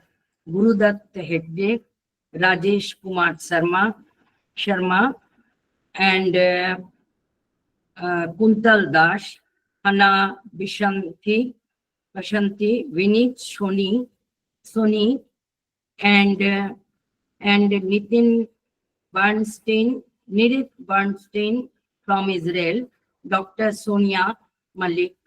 And I observed that all the lectures delivered by the fellow awardees were excellent, and it covered most of all the branches of plant science, from lower botany to angiospermic plants, from agriculture to biotechnological approaches, from nanotechnology, and almost all the plant sciences, branch of plant sciences, and how to maintain the sustainable scenario of today's.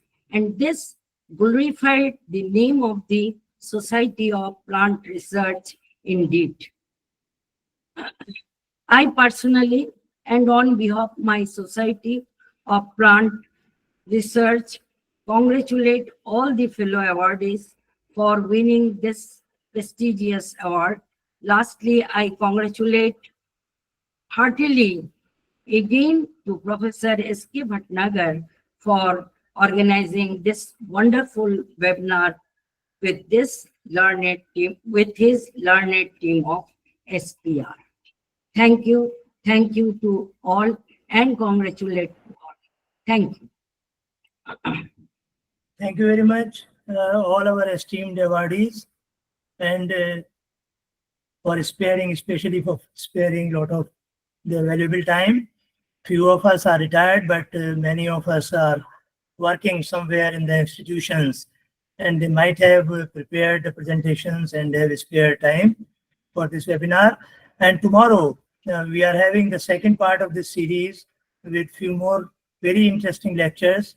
And I would request all of you to remain present to encourage other fellow awardees and to listen to them. Thank you all very much for being with us this afternoon. Thank you all. Thank you. Thank you.